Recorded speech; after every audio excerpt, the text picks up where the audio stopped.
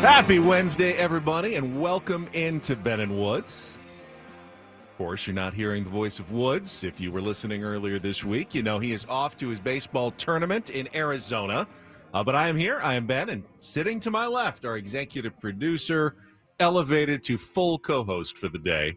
Not that you're not really a full co-host every day. Sometimes you can take segments off to work on, cool audio and stuff while Woods and I talk. But for the most part, full co-host, Paul Reindl. Good morning, Paul. A little bit Paulie. more difficult to do all that today, but Yes. all good. Happy to be here. How are you, Benny? You have a lot of hats to wear. Well, you have a lot of literal hats. I do.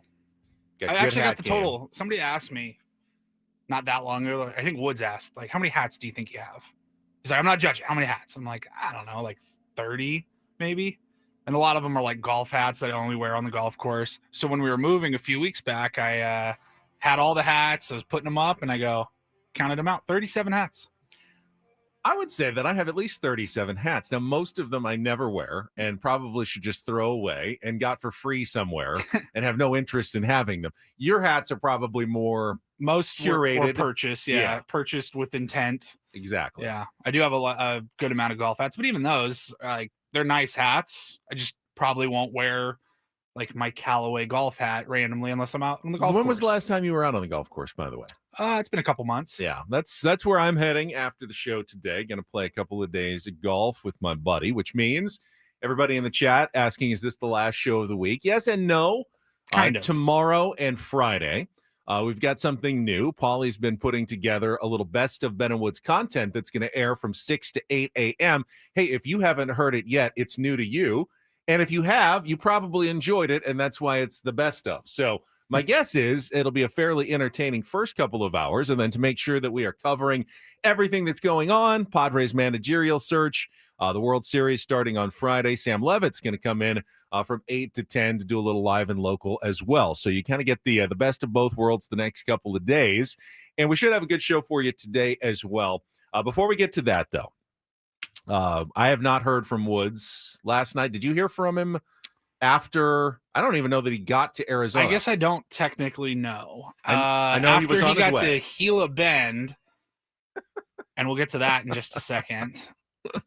After he got to Gila Bend, I don't know that we heard from him the rest of the night. I don't, which worries me slightly. I'm sure he's fine. Hopefully he had a relaxing, quiet evening and is sleeping in this morning at his Airbnb, getting ready for his first game later today in his adult baseball tournament on the fields. They use the real spring training fields as well, like Tempe Diablo Stadium, where the Angels have their spring training complex. So it's pretty fun. Like when you guys go to fantasy camp and get to play at the fields of Peoria. Even Peoria backfield number 6 is like the most pristine, like beautiful baseball field that you've ever stepped onto. It's pretty outstanding. And so, yeah, they get to play at all of the different complexes throughout Arizona. Now, we do miss Woods. We miss the drama that he brings on a daily basis. Is it nice to sometimes not have the daily drama of Woods just for a few minutes? But we'll miss it in a couple of minutes. No complaining about printers this morning. No. That became a thing in the office yesterday. Adam had to address the whole why doesn't Woods have access to the printer issue. There was probably meetings somewhere. There was discussions. Does anyone know why Woods doesn't have access to the printer? Are the morning divas complaining about printer access? I got lumped into all of it. I'm going like, I didn't complain about any of this. I'm on emails going, you should be having access with your printer. Now, I don't care. I don't print anything out. It's only Woods who was complaining about not having access to the printer. And ultimately, he probably always did have access to the printer. He just doesn't know how to use it. That's kind of where I fell under. I was like, for the record, because you said you're like, I've never actually tried to print anything, so I don't even know if I have access. Exactly. And I said, I've never really had a problem outside of a technical issue with the printer itself.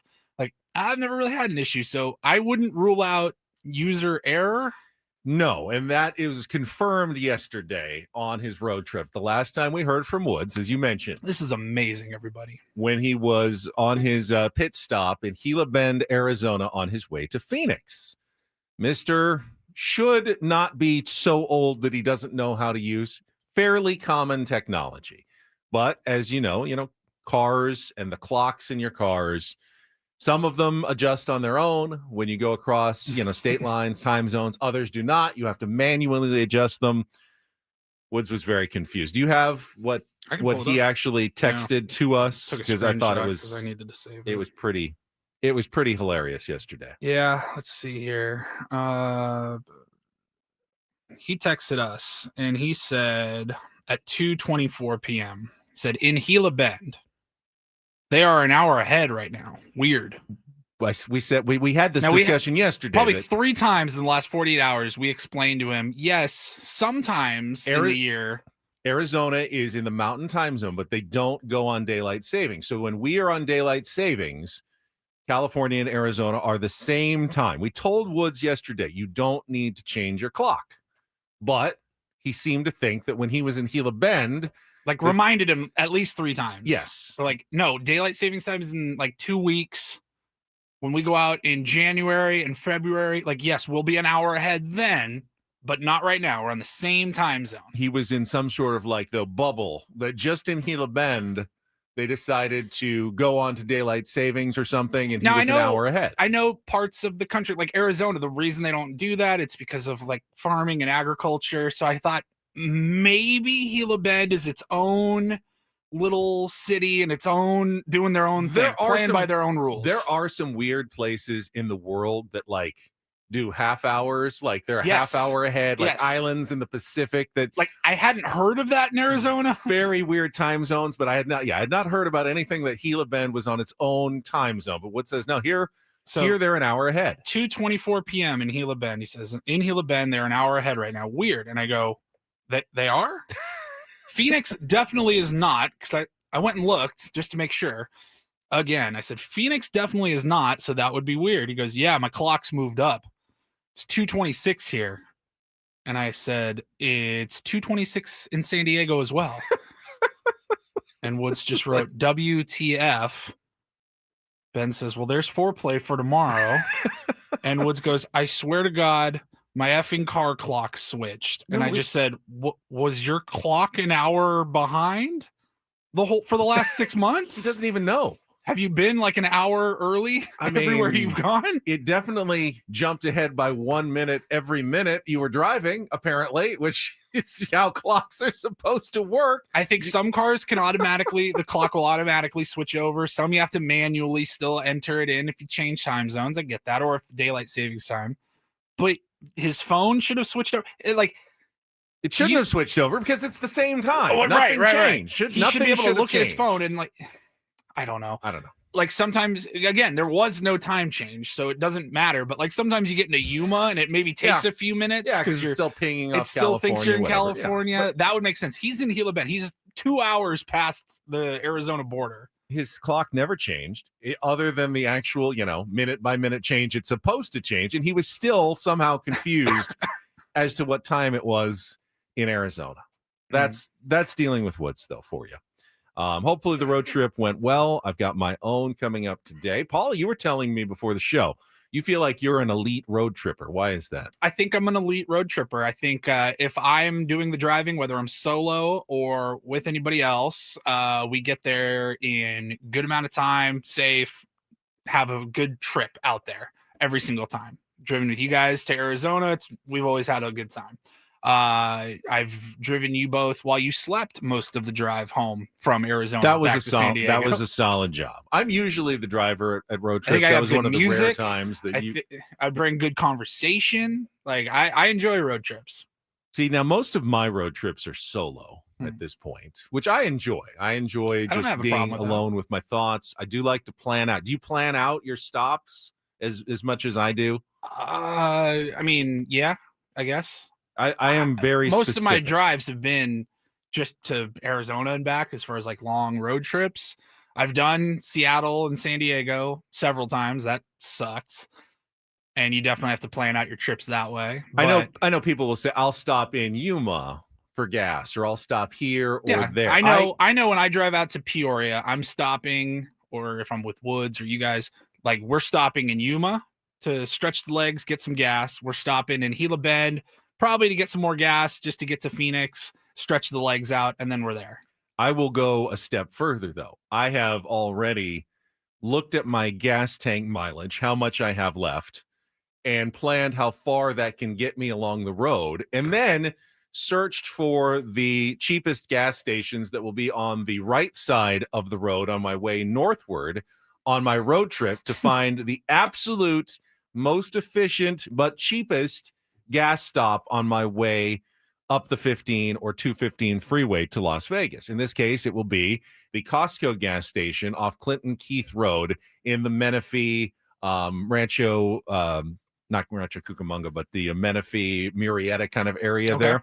I've already planned that out. You know, Costco on the right side. Right side, yeah. You don't want to have to turn off to the left side. So what if there was freeway. gas that was like $3.50 a gallon on the right side, but $3.40 so if you have to cross the overpass? There is a calculus. Obviously, the further off the freeway, it has to be much, much cheaper. You're looking for the best combination of price and proximity to the freeway on the right side. Now, will you cross over the freeway for a 25 cents less a gallon? Yes. Will you cross over for 5 cents less a gallon? No. I was going to ask, what's your number? No, it's about like 10 to 25 cents a gallon. You can start edging a little bit further from the freeway for a better price. I used to think like that. I remember even like when I got my license, like in my neighborhood, there was a intersection with 4 corners and there were gas stations on 3 of the 4 corners, and I go, well, that one's 6 cents cheaper. I should just go to that one. Paul asked, why don't I just fill up here before I get on the freeway? That's what I would do. Because then I can just go on one tank all the way, which is true. But then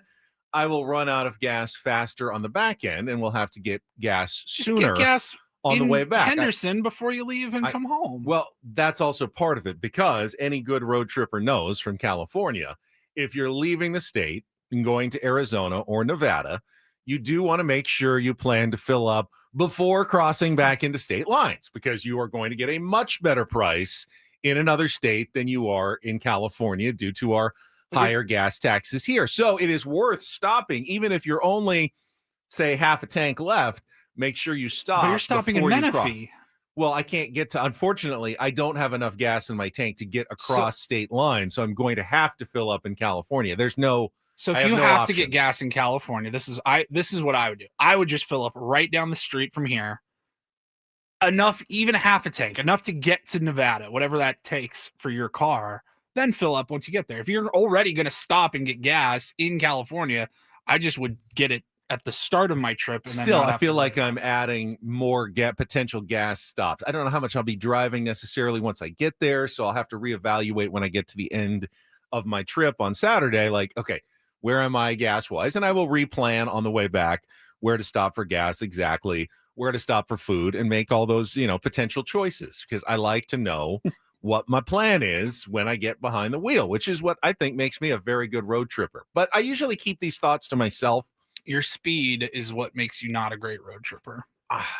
Now, that's a personal preference. I'm not in a rush to get anywhere. I, would like to get there safely. I know you say you always get there safely, but the faster you drive, certainly the inverse proportionality to your, potential safety hazards on the drive. So I just think about one of our last trips out to Arizona. We took 2 cars. I drove solo. You and Woods rode together. And I know I beat you guys. Like, I gave you a 20-minute head start, and I still got to Peoria like a solid 45 minutes before you guys. It's fine. I know that I don't drive as fast as some other people. And I wasn't doing like 200 miles an hour. I get it. I understand this. I understand this is true. So anyway, let's get our first check of traffic here. I think foreplay doesn't go as well without Woods. We always knew this. Paul and I actually stress mostly about I think the rest of the show is going to be really good today. But Paul and I actually stress about foreplay because Woods we've got great guests. He's the king of foreplay. Some good segments planned, a lot of good content to get to. It's always foreplay, which earlier in the year when we switched it to like a one long 25-minute segment instead of 2 shorter segments with a commercial break in between, that was all Woods' idea, which I think it's a good idea when we're all here. When he's not here and doesn't have like great T-ball stories or something, he takes just a little nugget of information and he can spin it into these wild, ridiculous stories that only happen to him. And so when he's out, we always, you and I are just texting. And we're like, what do you got for foreplay? I watched a scary movie yesterday. Planning for my trip. I know. Because we're normal people, I think that's the difference. But let's check traffic. We'll pull the plug, pull the ripcord on foreplay, and we'll set the menu for what we've got coming up. Again, good show on a Wednesday since we've kind of condensed the rest of our week into one day. Lots of stuff to get to before 10 o'clock this morning. Do that after Kelly's traffic here on 97.3 The Fan. From the 855 Get Ross Traffic Center, protecting San Diego after accidents or injury, here's Kelly Danick. Traffic is brought to you by Toyota of Poway, voted San Diego's #1 Toyota dealer by USA Today. Good morning, guys. Off to a pretty good start on our freeways. No big surprises to deal with this morning. Stalled vehicle has cleared from Cesar Chavez Parkway off-ramp southbound 5. We are seeing quite a bit of volume on the Coronado Bridge heading over to the island. Toyota of Poway has been voted San Diego's #1 Toyota dealer by USA Today, with APRs as low as 0% and tons of new Toyotas on the ground. No tricks, only treats during the Trucktober sales event, happening now only at Toyota of Poway or online at toyotaofpoway.com in the heart of San Diego. I'm Kelly Danick with Ben and Woods, San Diego's #1 sports station, 97.3 The Fan. Ray in the chat says Pujols is probably listening this morning, guys. Good morning, Albert. It is a Big fan. possibility, at least. This is the day Albert Pujols will interview to become the next manager of the San Diego Padres. So, Albert, if you're listening out there, a lot of managers do listen to this program, as we've learned over the years. Maybe that is the key to getting hired, is starting to listen to Ben and Woods in the morning. So we would hope that if you get the job, you can become a regular Tier 1, and we will chat with you regularly on the air, as we've done with the last few managers here. If you get the job, we'll get you a Ben and Woods t-shirt out at spring training. We will. What size is he? He's probably like Ooh. 3X, right? He's a big boy. Yeah, but he's not. I mean, He's not- He's still well built, though. We saw him at Petco Park earlier this year, and he hasn't let himself go, let's say, after his playing career. Some guys, His baseball Still reference looks pretty page has him at 6'3", 235. That was his playing weight. see, now I'm 6'4", 235 range. So Albert Pujols and I are in the same you guys are neighborhood. basically the same We're basically the same person, essentially. Yeah. Feel like he has more muscle mass, perhaps, out of that, but that's speculation on my part. Either way, good luck to Albert Pujols with the interview process. I imagine it will be detailed and thorough. I always want to know what the Padres courting process looks like. We've talked about it over the years, when Shohei was a free agent, last year with Roki, when he was making all his visits. I think we even did a segment where we're like, all right, if you're AJ Preller or John, whoever's running the show, like I assume it's AJ, like, what's your pitch? How do you sell San Diego and the Padres? Where are you taking him? Where are we eating? Like, I know Roki, then a bunch of players show up to Manny's house in Coronado for some nice seafood dinner or something. Like, I'm just curious, how do you sell San Diego to somebody that you're trying to sign? It's interesting because with a manager, they're trying to get hired. So they're trying to sell themselves to you. Although I would say it kind of depends on the candidate. Brian Esposito interviewed on Monday. I doubt there was much wooing done by the Chili's. I doubt there was much wooing done by the Padres. Brian's going to explain why he thinks he's he's the right guy for the job. Going to maintain, I'm sure, a lot of what good Mike Schilt has brought in as his bench coach. He knows everything. He knows all the procedures. We're probably not going to change much. It's a good argument. I don't know that there's a bunch of other teams that are interviewing him. With Albert Pujols, though, he may have his choice of a couple of managerial gigs. We know that the Angels are no longer interested. They actually hired a manager. We'll talk about that coming up at 7 o'clock. But there are other teams that are potentially interviewing Albert Pujols. So it's not simply, Albert, what can you do for the Padres? As you said, Paulie, it's also, why are the Padres the right fit for Albert Pujols? And I imagine you do have to tailor your interviews specifically to different candidates, depending on whether they're looking at other places as well. Are you selling yourself, or are they selling themselves, or is it a combination of the both? You're looking for the ideal fit, the guy who wants to be here and the guy that you think is the right guy for your roster and will take you hopefully to where you want to go, and that's a World Series championship. So Albert Pujols in town today. If you see him, say hi, tell him, hey, your favorite radio program, Ben and Woods on 97.3 The Fan, and he should become a tier 1 once he is hired, if he is hired, as manager of the San Diego Padres. We've also got the World Series Game 1 coming up on Friday in Toronto. And joining us coming up in our next segment at the bottom of the hour from The Athletic and the Sports Media Podcast. He moved to Toronto many years ago and has become an adopted son of the city of Toronto, north of the border. One of my favorites. Richard Deitsch is going to be with us and join us a little bit to talk Toronto and the run to the World Series, just what the atmosphere right now is like in that city as they get ready for Game 1 on Friday night against the LA Dodgers. In our 7 o'clock hour, as I mentioned, we'll talk about the Angels hire and the drama that is also going on behind the scenes with the lawsuit that was filed by the family of Tyler Skaggs. Remember the pitcher who died of a fentanyl overdose a few years ago, and his family suing both the Angels and their former media person, Eric Kay, who's in jail for providing him with the fentanyl that caused him to overdose and die. And Mike Trout was actually on the stand yesterday as part of the trial. We're going to talk about what's going on with the Angels right now. Yeah, I saw that proceedings were ongoing again, and Mike Trout had testified. I didn't really read a whole lot into it yesterday because I got to be honest, it's such a dark story. There's part of me that just kind of wanted to avoid it right now. Like, I remember when it happened. It's been going on for what, 6 years now, 5-6 years. It's been a while. Yeah, it's been a little while. So I just wasn't totally sure why it was all in the news again. I saw the legal that system moves slowly. Yeah. So yeah, but I would love a full Ben-splanation on what's going on. I can do that. Adam sent some text over to us. Like, he goes, Mike Trout's like going to bring down the entire Angels franchise with his testimony. I go, what the hell happened? We will talk about it coming up at 7 o'clock. I'll do my best to Ben-splain for you, Paulie, why this is not at all good for the Los Angeles Angels. I'm sure you know it. There's really no chance it was going to look good, but It doesn't look good for the Angels right now. 7:30, we're going to move up from Friday. Our friend Darren Smith's going to join us. Didn't want to miss out on him with SDFC getting ready for their first playoff game in franchise history coming up on Sunday. We'll also talk to Darren about our interview with Eric Grupner and what he said about AJ Preller. We had a big conversation with him about that last Friday. So Darren's going to be with us a little earlier at 7:30 this morning. And then in the second half of Ben and Woods, we got our Padres smorgasbord at 8:35. The topic today is an interesting one.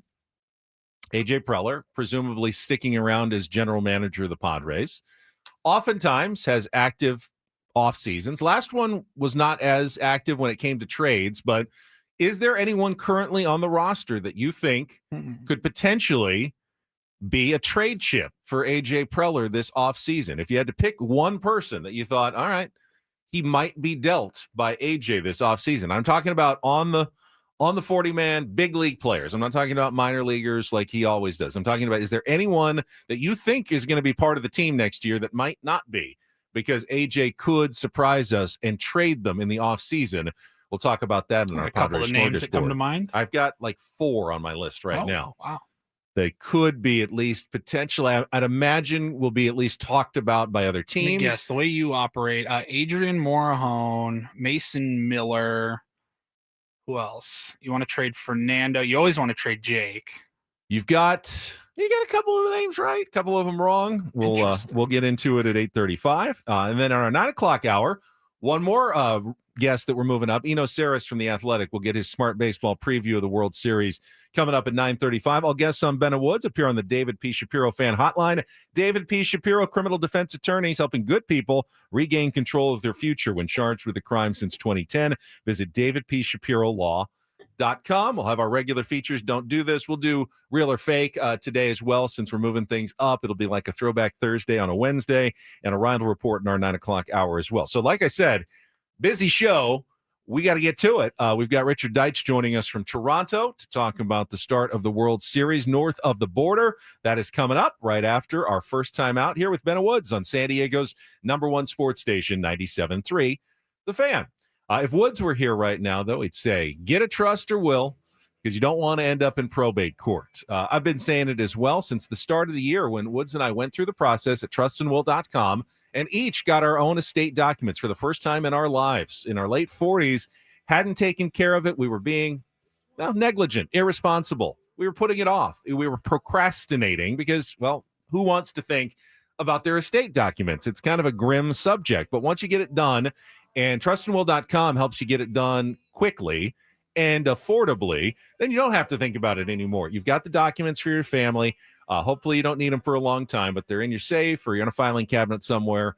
They will take them out, hopefully, in a long time when they do need them. When you go to trustandwill.com, you'll be guided through the process online, answering some simple questions. At the end, you can have a real trust, which can keep you out of probate court, help your family get access to your assets immediately after you're gone, not waiting months with an expensive legal process.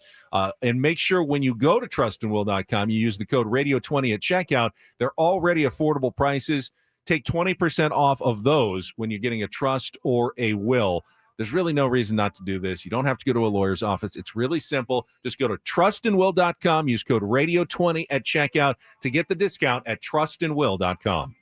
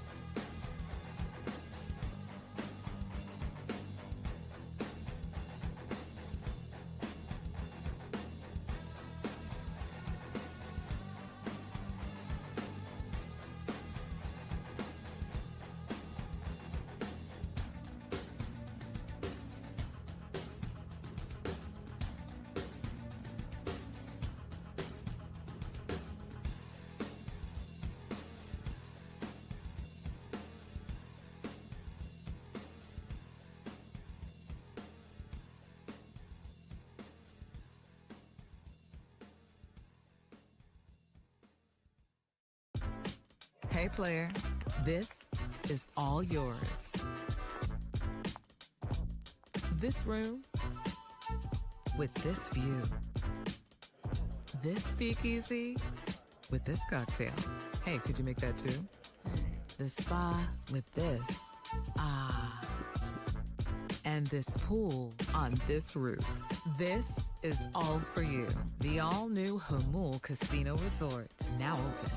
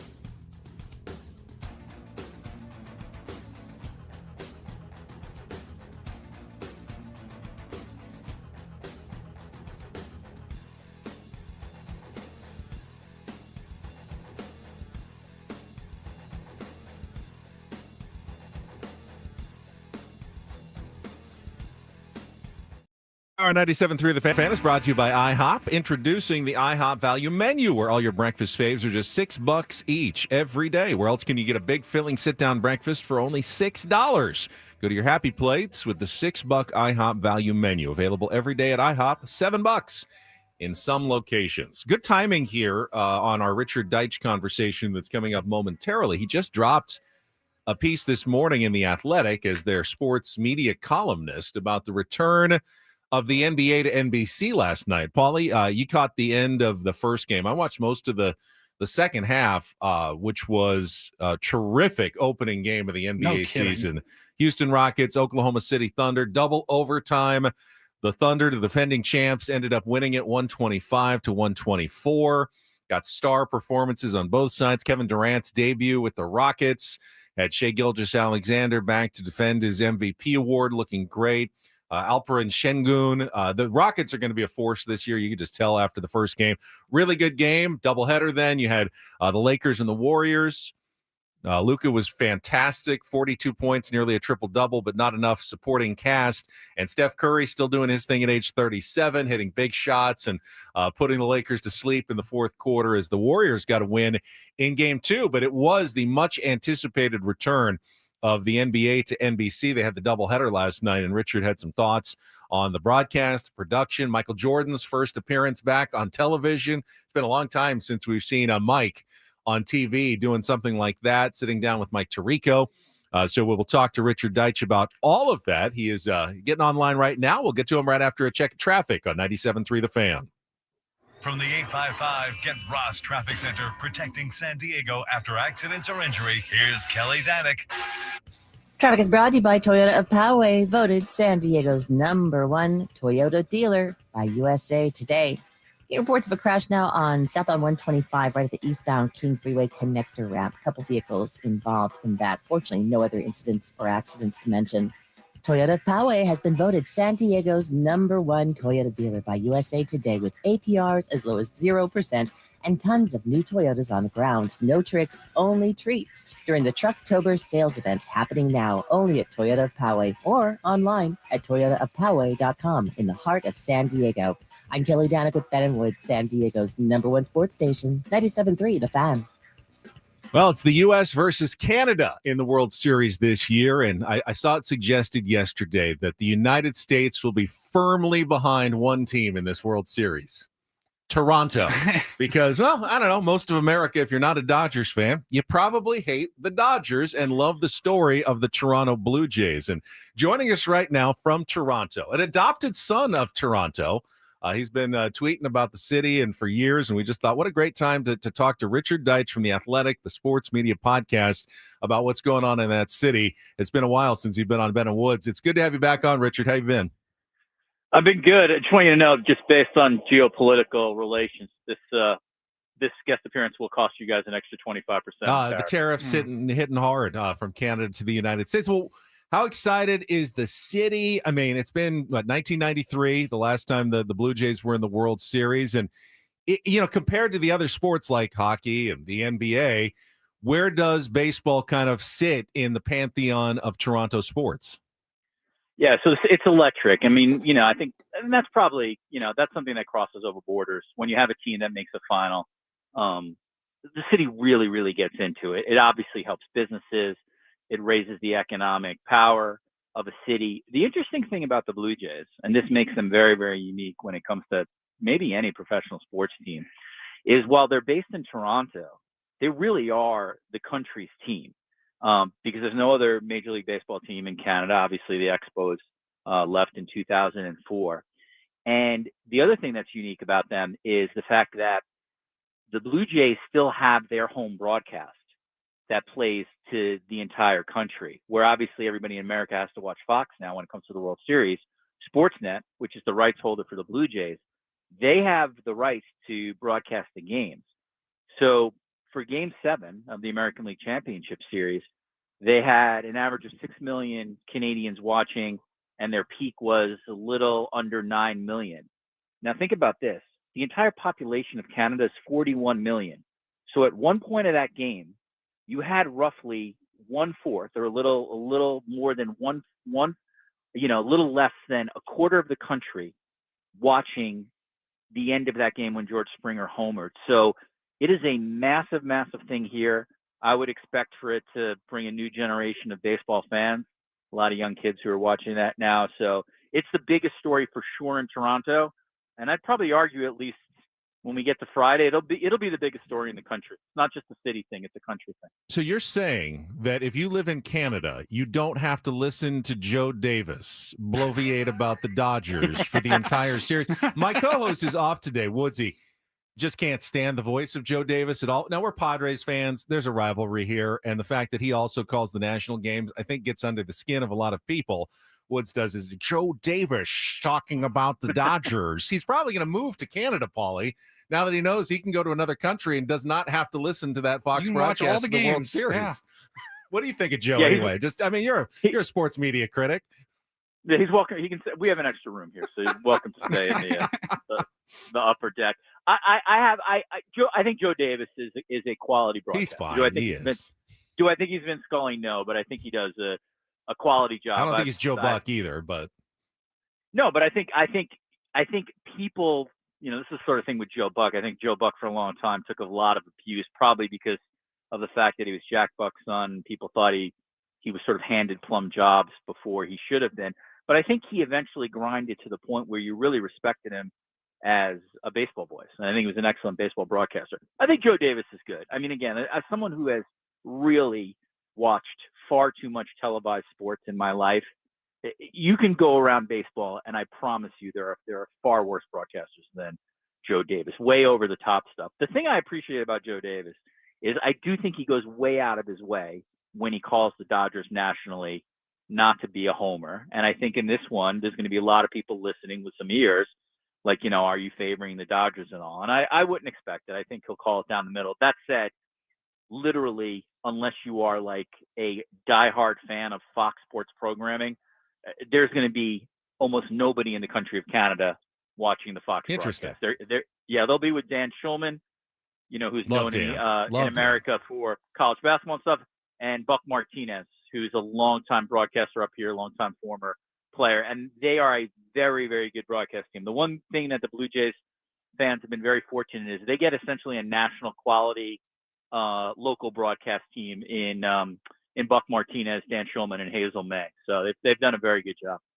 Yeah, we're talking to Richard Deitsch from The Athletic and the Sports Media Podcast. He's in Toronto. How many years have you been in Toronto now? 8. I mean, years. it's they've actually allowed me to stay in the country. So I'm proof that diplomacy works. Now you had a post a few weeks ago that I saw on social media, Richard. It was the regular season finale in Toronto, and you said something along the lines of bought tickets to the final game of the season, we all assumed it was going to be Vladdy's last game here in Toronto. Boy, Right. how things have changed. Like, what a ride this has been for the Toronto Blue Jays. Has this been a long time coming for you guys? Like, you've been knocking on the door, but did you think this was ever going to happen? World Series bound?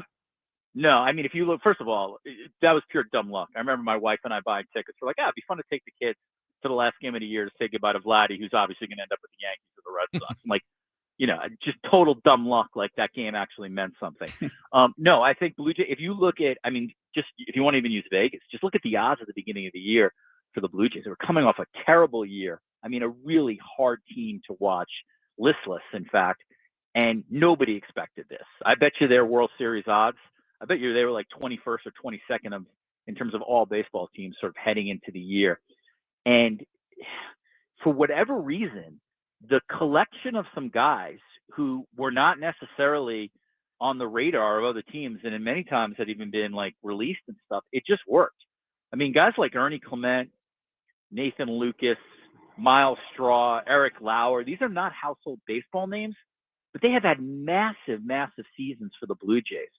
Addison Barger, guy who basically was, not necessarily the best prospect by any means in the organization, came up this year and pretty much carried him for 3 weeks. And then obviously George Springer, who I think if you would have talked to some Blue Jays beat writers in February, they were thinking he might have been DFA'd. He had a really bad year last year. He all of a sudden just sort of found some fountain of youth stuff. And then late in the year, Vladimir Guerrero Jr. has just fulfilled the promise that everybody sort of thought he would. He essentially has carried them in the playoffs. And he even had for him, I would say a little bit of an above average year, but by no means some kind of Aaron Judge or Cal Raleigh year. So they got hot at the right time. And, I'm not always the biggest believer in sort of chemistry, because I think a lot of times sports organizations can sort of BS us on, this team's tight, we're all tight. And then, you read 4 years later that some guy was sleeping with another guy's wife or something like that. But this group, it really feels like they love each other and play for each other. And it has been incredible. It has been an unexpected, incredible year. It's also been just entertaining as hell because along with the Dodgers, I know you're hated Dodgers, they led the league in comebacks. And when you have a team that's come back like 49, 50 times, it's just exciting to watch as a fan. So it's been an incredible year. But the Blue Jays are not the plucky little guy. They're not the average Joes of the Milwaukee Brewers. The second highest payroll in the American League. Toronto is a huge metropolis. Maybe people in California don't quite understand how big Toronto is. Yet against the Dodgers, if they wanted to, Richard, they could frame themselves as the big underdogs. They are, odds-wise. Is that something you think will be embraced in Toronto? I know sometimes we make a bigger deal about that in the media and as fans than players or coaches do in the series.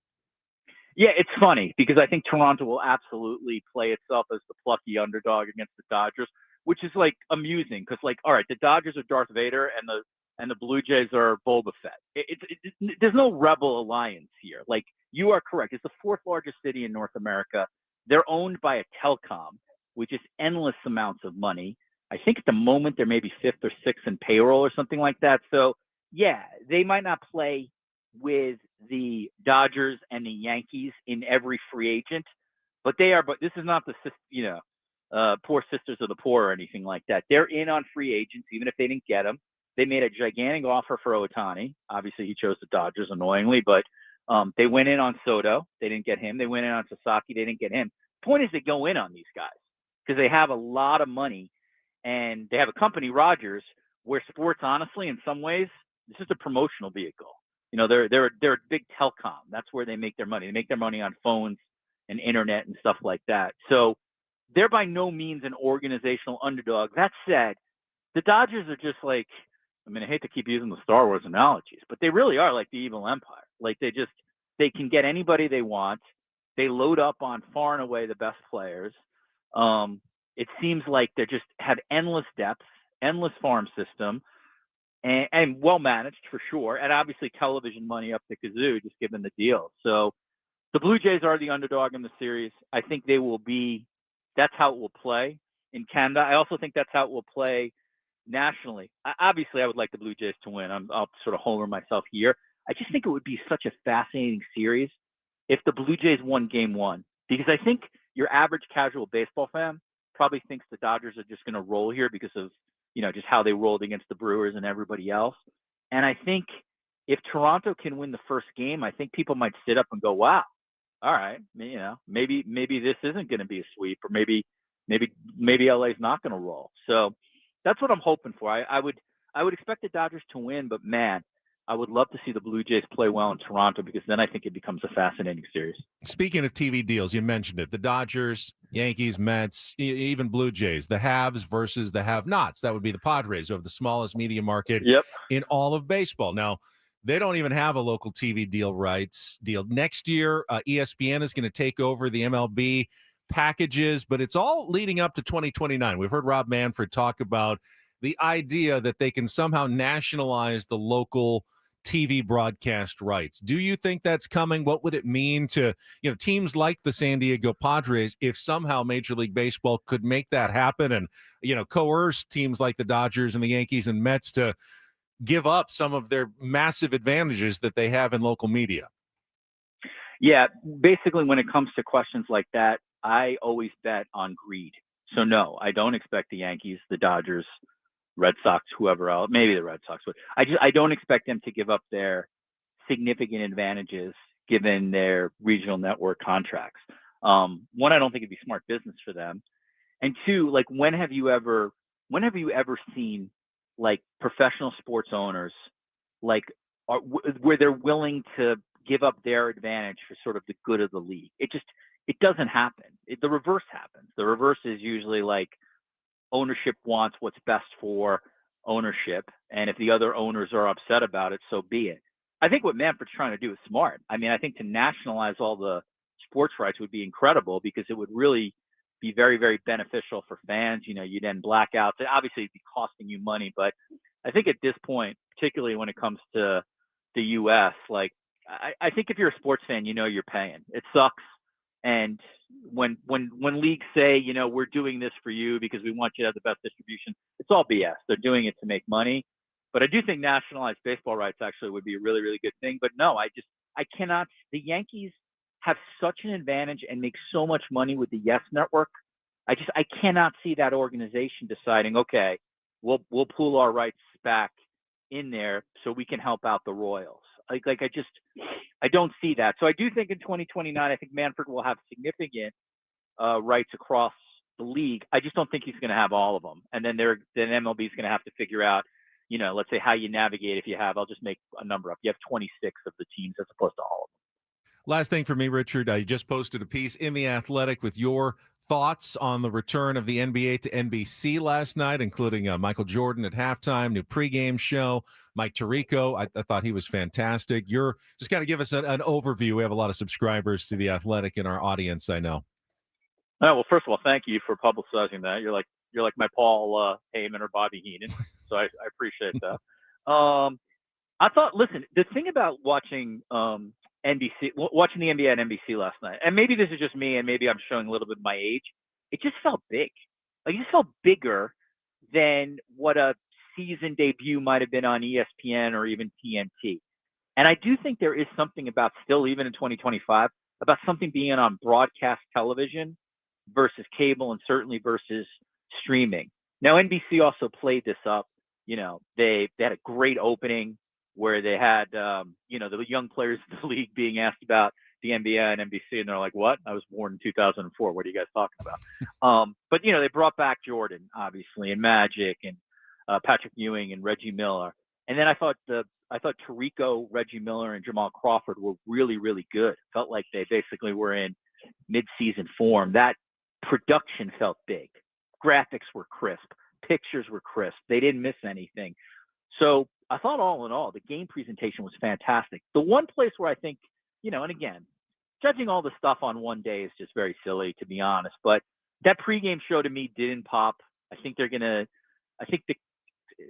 not that the chemistry was off, but I think Carmelo Anthony, Tracy McGrady, Vince Carter, they were so, the show seemed so inclined to make sure that everybody could sort of talk, that it felt like, you guys know this from being in the business, it felt like one of those segments where it's like, okay, host asks guest one this question, then they ask guest two this question, then they ask guest three this question. It's a little too formulaic. It's not that interesting. Where Inside the NBA is always interesting because they don't really have a format. So I think the studio show has a lot of room for improvement.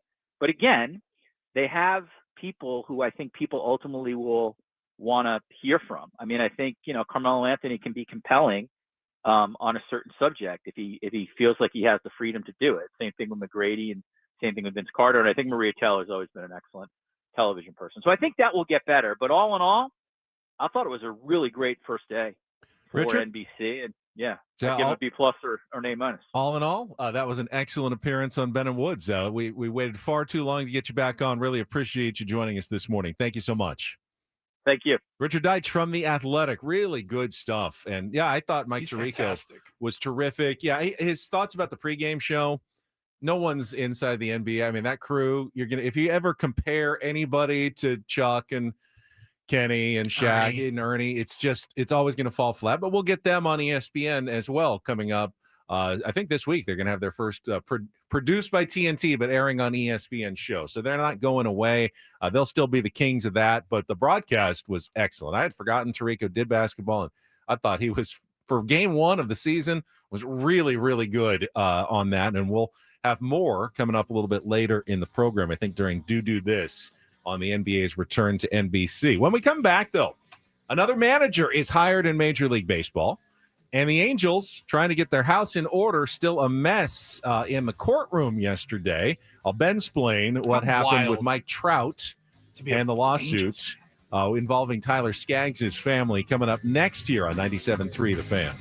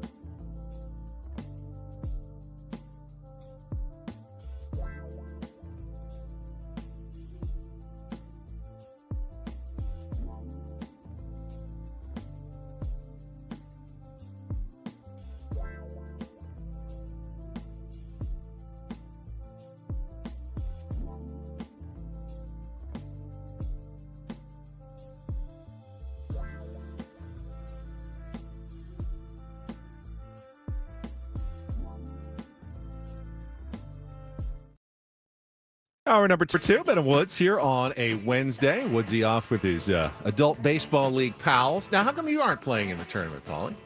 I wasn't asked. You weren't asked? No, I'm kidding. Oh. That shocked me for a second. It was, I think we had a very brief conversation. He knew I didn't want to go. It's a lot. It's a lot. I mean, it's too much, honestly. It's a lot, and I'm just not that good. He's playing at least 5 games in like 3 days. He's 50 years old. Yeah. And it's hard pitch, fast pitch baseball. Good This competition. is not softball. This is not golf. This is real baseball It's against the men's baseball World Series. against younger, in their prime athletes. And he's 50 years old and trying to do this. Good for him. I don't know exactly. I think he's in the 18s, and Yeah. so they have very specific rules in these tournaments. Like if you played pro ball, even single A pro ball, like you cannot pitch or you can't play or something like that. But in general, you got a lot of 20-year-old guys that are fresh out of college, maybe had an arm injury or something and couldn't keep playing, but they're college level, D1 baseball players, a lot of them. And there is some really good competition, people from all over the country, raiding into Peoria and not Peoria, but Phoenix, the whole Tempe, Phoenix area. Yeah, and he's Tempe. a 50-year-old father of 2 running around hosting a radio show 5 days a week. It's kind of insane when you think about it, but he enjoys it, and it makes him happy, and that guy deserves to have a couple of days off and be happy. We want to thank Richard Deitch again for joining us. Really great segment from Toronto there. He appeared on our David P. Shapiro fan hotline. David P. Shapiro, criminal defense attorneys, helping good people regain control of their future when charged with a crime since 2010.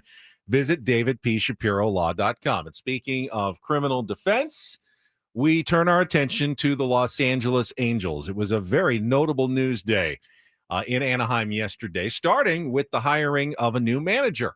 A little bit of a surprise based on what you were hearing when the offseason started. Ron Washington, of course, not returning after, suffering his heart trouble during the season and stepping down.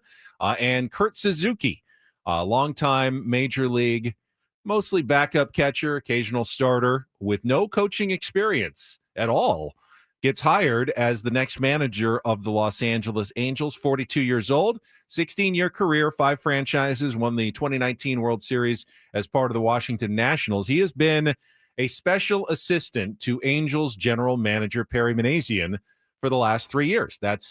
He knows the organization, but he doesn't have any coaching experience. Certainly, when you had interviewed Albert Pujols, you'd interviewed Torrey Hunter for the job, going to raise some eyebrows with the choice of Kurt Suzuki. Nothing against Kurt. I've heard nothing but good things about Kurt Suzuki. Certainly fits the mold, Paulie, is another longtime catcher.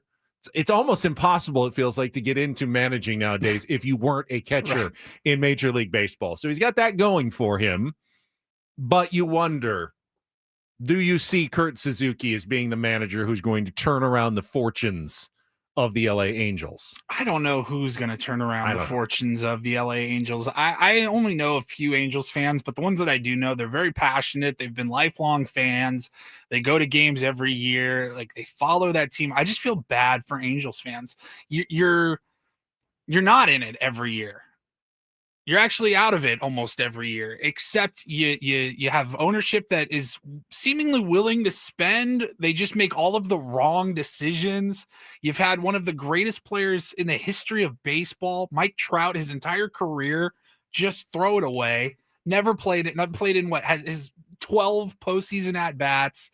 I just feel bad for Angels fans.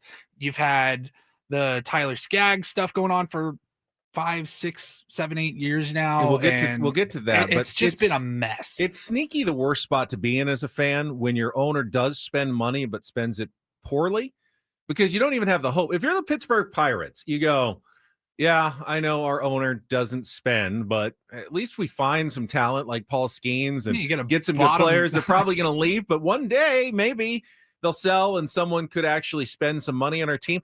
You don't have even that hope if you're the Angels. The Pirates are just a farm system. They're already spending top 10 money on their team, and it does no good whatsoever. It gives you that hopeless feeling if you're an Angels fan. You're now stuck between the Dodgers and the Padres, 2 of the most compelling, and now consistently successful teams of this decade. at least in terms of regular season success, and of course Dodgers postseason success as well. You're just squished. And then there's what's going on behind the scenes right now, which is a civil trial filed by the family of Tyler Skaggs, the former pitcher who died on a road trip when he took a fentanyl-laced fake oxycodone that was given to him by a member of the media relations staff, Eric Kay. Kay was convicted in that case, sentenced, I believe, to over 20 years in prison. He's currently in jail.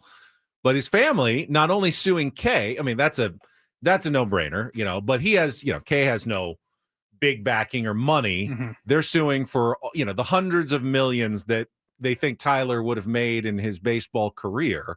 And they want to connect this to the LA Angels, Artie Moreno's deep pockets, and see if they can be on the hook, liable for what was going on in their organization. And as this trial is going on, and it was scheduled after the season because many members of the Angels organization are giving testimony. Other members of the media relations staff, Tim Mead, got on the stand a few days ago. But yesterday, Mike Trout got on the stand. You said you wanted me to Ben-splain what's going on. Please. What questions do you kind of have about this process? I guess it's just a little, I don't want to say jarring, but a little eye-opening to see a star of his magnitude, Mike Trout. You don't typically see them in courtrooms, especially when they're not directly involved. Yep, but when you're subpoenaed and it's a case, it doesn't matter how famous you are. You have to, go under oath, take the stand, and testify honestly about what you know and what you saw. And the lawyers for the Skaggs family. I know he was really close with Skaggs, right? Like they were like they best were friends. really good friends. So he's a key witness. And what the lawyers for Skaggs' family are trying to establish is that members of the Angels organization knew that their employee had a drug problem and no one did anything to address it. And because of that negligence, it led to the death of Tyler Skaggs, and thus the Angels are responsible. Now, I think you can have your own personal opinions. Isn't Tyler Skaggs responsible? He's the one who ultimately decided to take the pill. Eric Kay, who provided the pill, directly responsible. Are the Angels, as an organization, though, responsible for the individual conduct of two people that they're not expected to monitor 24 hours a day, 7 days a week? And the testimony as it's going, and Mike Trout's testimony was fairly beneficial for the Skaggs family because he testified, he and Eric Kay were friends as well, as an employee, and they were close. And he testified that he kind of got, he saw that things were not going well. The behavior was erratic. The hint of some sort of drug use was there. And he confronted him and said, man, you got a family. You got to get yourself cleaned up. Anything that I can do to help. But, in the upper levels of the organization, how much did they know? Was it irresponsible of them for not firing Eric Kay? Get the bad apple out of our organization before he does something truly horrible. Unfortunately, something truly horrible happened. And that's what this trial is about, whether or not the Angels are at fault for the drug that killed their pitcher, Tyler Skaggs. It's a tough one. It's a really tough one for me because we're all human. I think we all have had coworkers. If you're a boss, I've never really been a manager of people, but it feels heartless to just say, oh yeah, no, we've heard you've used drugs. You're just fired. And you don't want to just give up on people right away. But if you don't, you're also potentially, as we're finding out, exposing your company, your business, to the potential ramifications if something does happen. What's the right thing to do in that situation? Many people have testified that they liked Eric Kay a lot. They offered him help. They just didn't want to throw him off cast him aside and go, no, we just need to get him out of here. You're not our problem anymore. Get away. You feel like that's a one-way ticket down a bad path. Exactly. You feel like you're condemning. Oh, now he's got a drug problem, and now he's got no job, and his family's not going to be taken care of. But you could also argue that they are employing a drug dealer.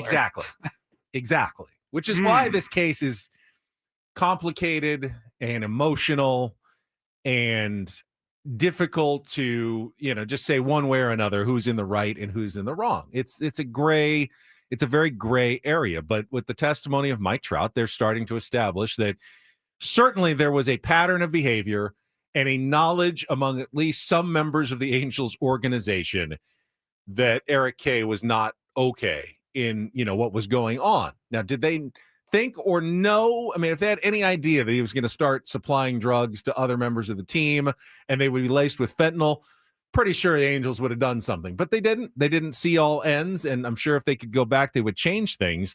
The question is, are they going to be liable in this case for, tens of millions, hundreds of millions of dollars in damages as filed by Skaggs' family? It's a heartbreaking story. It's nothing. It's completely heartbreaking. I hate it for everybody that didn't have anything to do with this in the Angels organization. I hate it for the Skaggs family. I'm sure that's not a comfortable. Of course. I hate it for the Angels. They all love Tyler Skaggs. No one on the Angels was like twirling their evil mustache going, what can we do to ruin many people's lives in this situation? Tessa in the chat says, I think that's why some employers have drug testing and a zero tolerance policy, so there isn't a gray area. Yeah. One Not failed wrong. drug test, you're out, because they want to protect their company. Protecting the company, though, isn't necessarily just the best behavior you can establish. Anyone can just absolve themselves. Yeah, all we're doing is protecting our company. Well, what about your people? What about the people that worked for you for years and years? Eric Kay was with them for years and years and years. Is that the right thing to do? Is just, let's just cast him offside. Yep, yeah, he did something wrong. You're gone. We're not going to do anything about it. It's not our problem anymore. It's not necessarily the right thing to do either. Such a complicated, difficult issue. Yeah, I don't like that at all. I know. It's not I'm glad I avoided that story a little bit, because It's it a just tough makes one. me. It's a bummer. It really is a tough one. There's no It bright is. spots in that story. All right, let's take a timeout. Coming up later this hour, we're going to be joined by our friend Darren Smith, going to move up his Friday appearance to Wednesday as we get ready for the SDFC playoff opener on Sunday. Up next, though, is Don't Do This, and we just heard Richard Deitch talking about the NBA on NBC. I thought it, for the most part, it was exciting, including one particular part that had me thrilled. That'll be a Do This when we return with Bennett Woods, exactly, on San Diego's #1 sports station, 97.3 The Fan. Gambling problem? Call 1-800-GAMBLER. GEGE 000-466. For a full list of games and rules, play at 7 Mile Casino. Visit 7milecasino.com. 7 Mile Casino, our place to play cards. They have a beautiful card room that's right off the 5 freeway in Chula Vista, offering 4 particular games. You've got California-style blackjack, Texas Hold'em poker, Pai Gow poker, and Baccarat. I don't know how many tables there are. I would estimate about, it feels like 25, 30 tables in there with the different games. Feels big enough, but certainly not overwhelmingly big. It's light. There's windows. It's airy. There's no smoke. There's no slot machines. It's just an upscale. It feels like an upscale club/restaurant when you walk in. Feel comfortable. They're very friendly. The dealers are friendly, professional, take care of their players, high-limit players. If you're looking for good action, they spread it on their Texas Hold'em tables. It's a great place to play.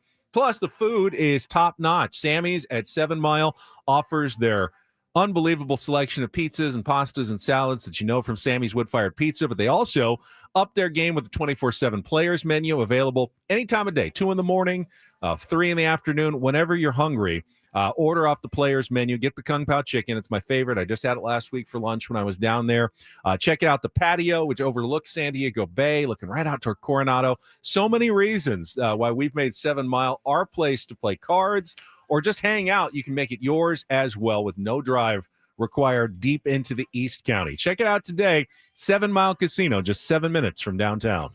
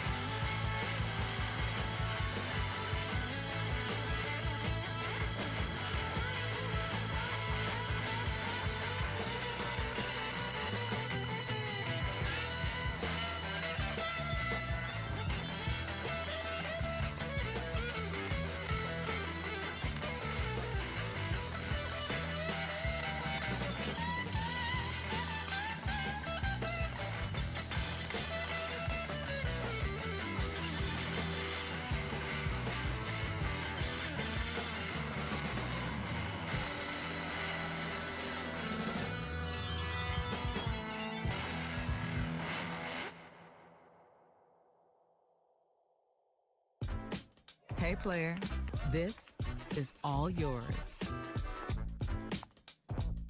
This room with this view. This speakeasy with this cocktail. Hey, could you make that too? The spa with this. Ah. And this pool on this roof. This is all for you. The all-new Hamul Casino Resort, now open.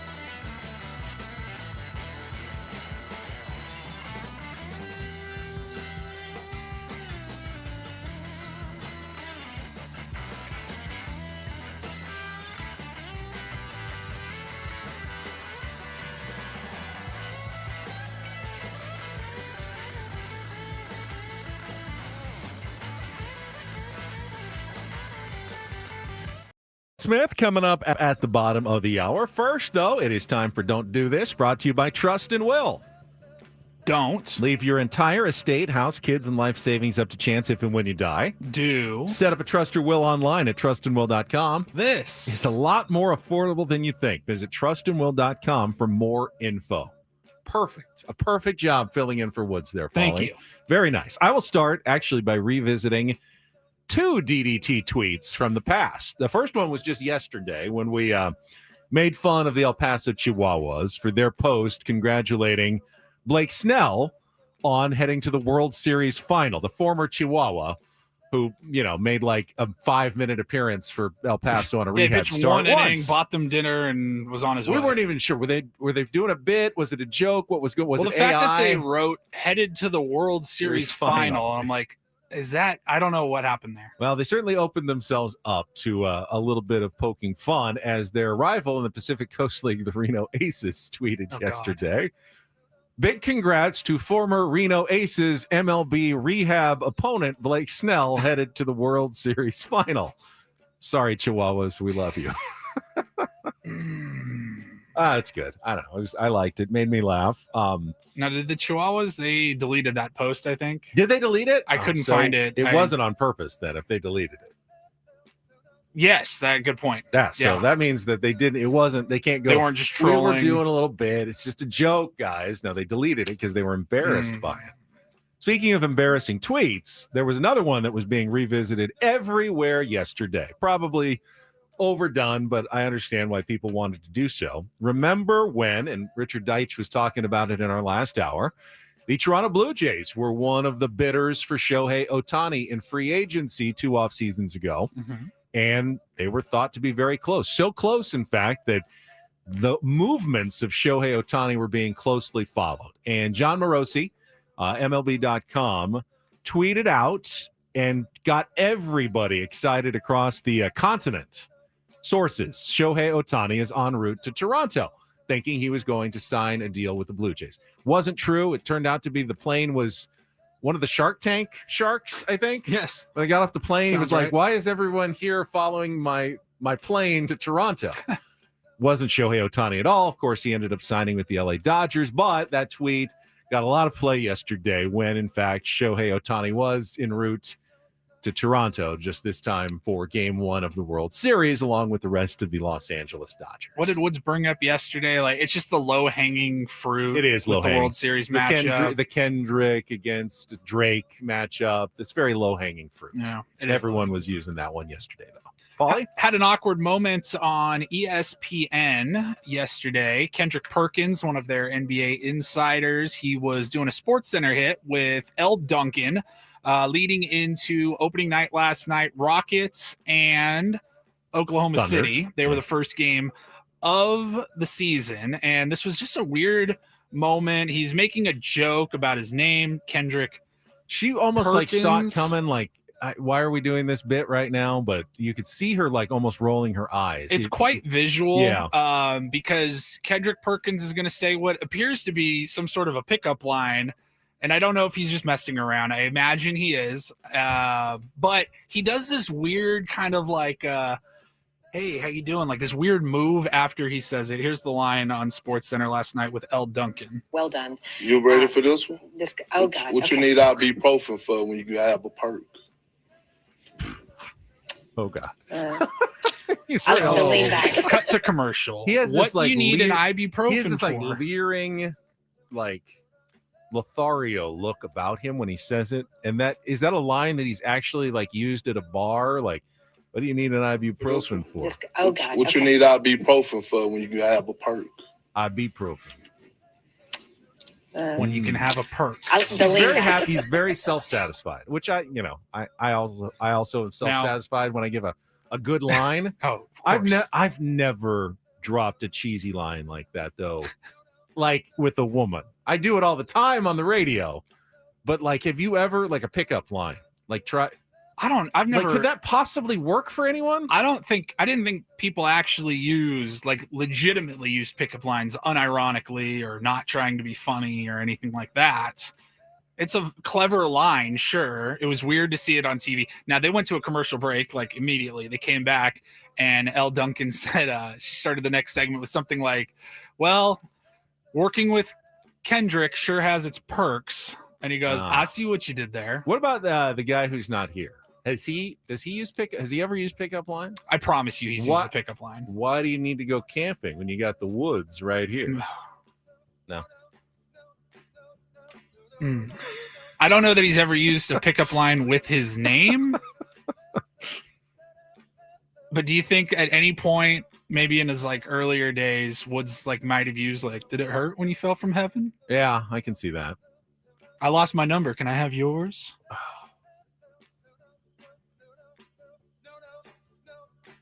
All right, let's move on. Little do this here. DD mega doo-doo. Maybe it's just me. We talked with Richard Deitch about the NBA returning to NBC. First game since the 2002 Game 4 of the NBA Finals. And after that, they lost the rights, went to TNT, ESPN. And that's where we've had basketball for the last 20-plus years. But last night, doubleheader on NBC. And it just hit a little bit harder when the broadcast started and they returned not only John Tesh's Round Ball Rock, but the entire the opening anthem and flourish with the NBC Peacock logo. It gave me the chills. And I know I'm a bit of a sports nerd, but when I was listening to this, I was like, my spine was tingling. Here's how it sounded on NBC last night.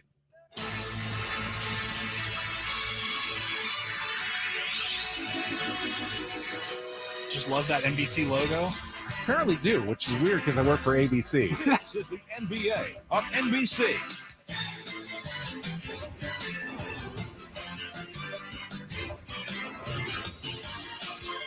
Tonight, it's the Houston Rockets versus the Oklahoma City Thunder. Welcome to American Express NBA Tip-Off. Those championship rings, the shimmering. All right, so a couple things. You heard Mike Tirico there at the end, and a shot of those championship rings that the Oklahoma City Thunder. They are absolutely enormous. Oh, I bet. I mean, they are enormous. But here's an interesting thing, and I don't know that I've seen this with the championship ring. There's a ring inside of the ring. It's more like a smaller, like a wedding band.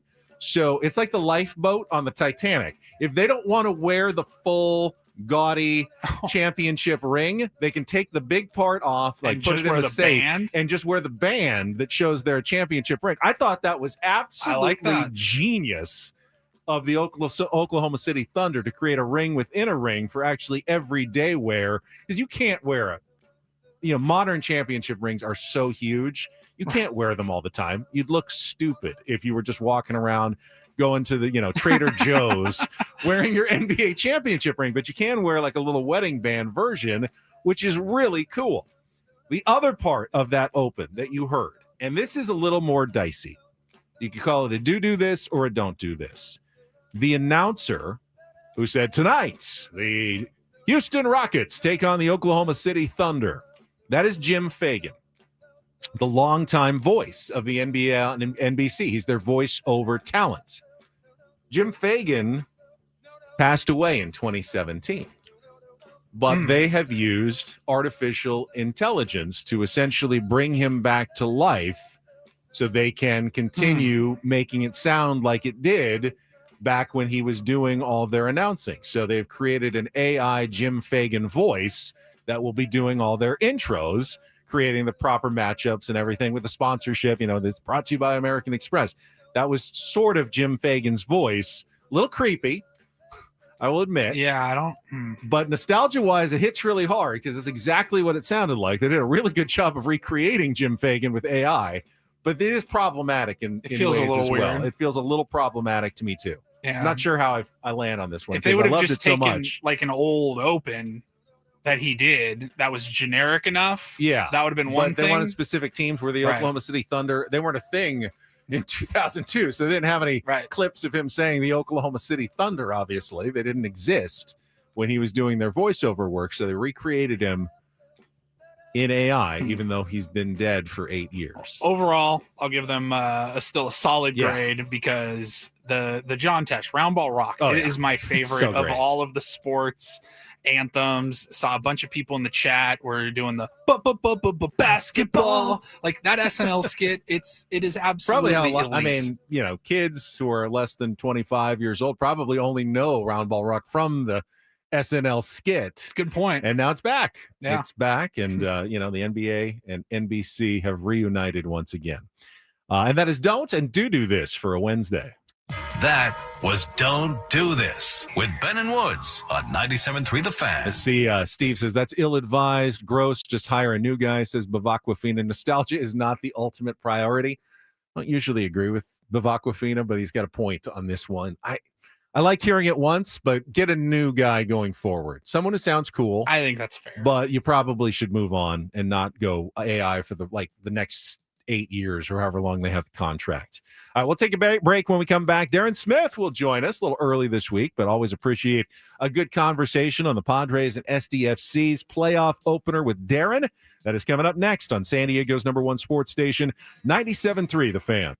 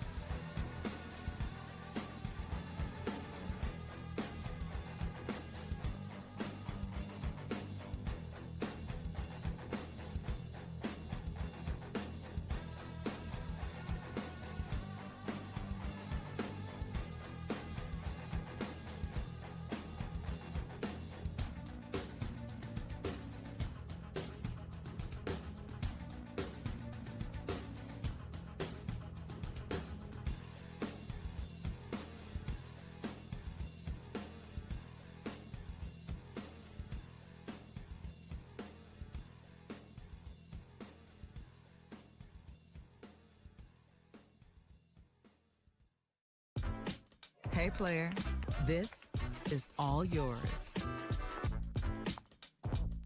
This room with this view. This speakeasy with this cocktail. Hey, could you make that too?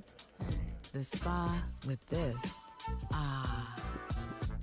And this pool on this roof. This is all for you. The all-new Hamul Casino Resort, now open.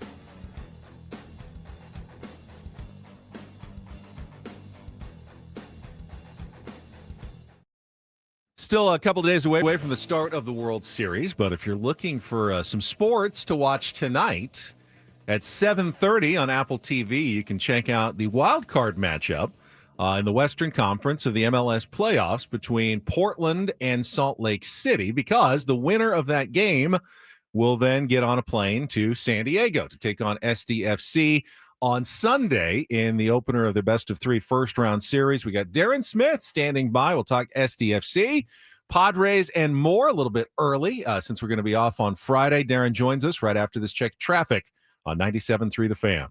From the 855 Get Ross Traffic Center, protecting San Diego after accidents or injury, here's Kelly Danick. This game day traffic report is brought to you by Crystal Geyser, Alpine Spring Water. Tow trucks on scene of this collision in Balboa Park, South 163 near Robinson. Everything is over to the right shoulder. South 805 near H Street. We have reports of some sort of debris in middle lanes.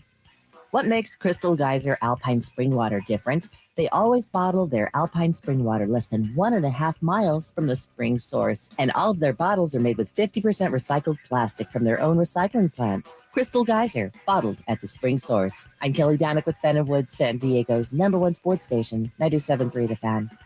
Quickly, this hour on The Fan brought to you by Toyota of Poway, voted the #1 Toyota dealer in the U.S. by USA Today, with APRs as low as 0%. Tons of new Toyotas on the ground. No tricks, only treats during the Trucktober sales event happening now at Toyota of Poway, or online at toyotaofpoway.com in the heart of San Diego. And joining us right now on our David P. Shapiro Fan Hotline is Darren Smith. Darren, do you miss all the liners and sponsor reads that come with terrestrial radio, or is that kind of freeing when you don't have all those the entire show. It could be a little bit freeing. Yeah, I think that's right. I think sometimes the unintended comedy of it, when there's a typo in there. I remember one night we were reading a liner for 80s night during a Gulls game, I think, and I read it as 805 night over and over and over again, and nobody ever corrected me. I was like, why are we talking about 805? It's a good beer, right? The 805 Pale Ale or something like that.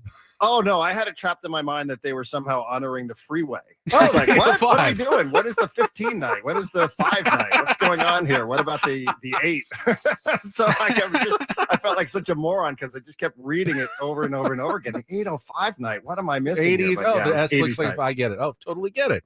Yeah. I don't mind that part of the job. I think it's kind of a challenge sometimes to You love it. work them in. Paul's right. I kind of do like reading a good liner every now and then.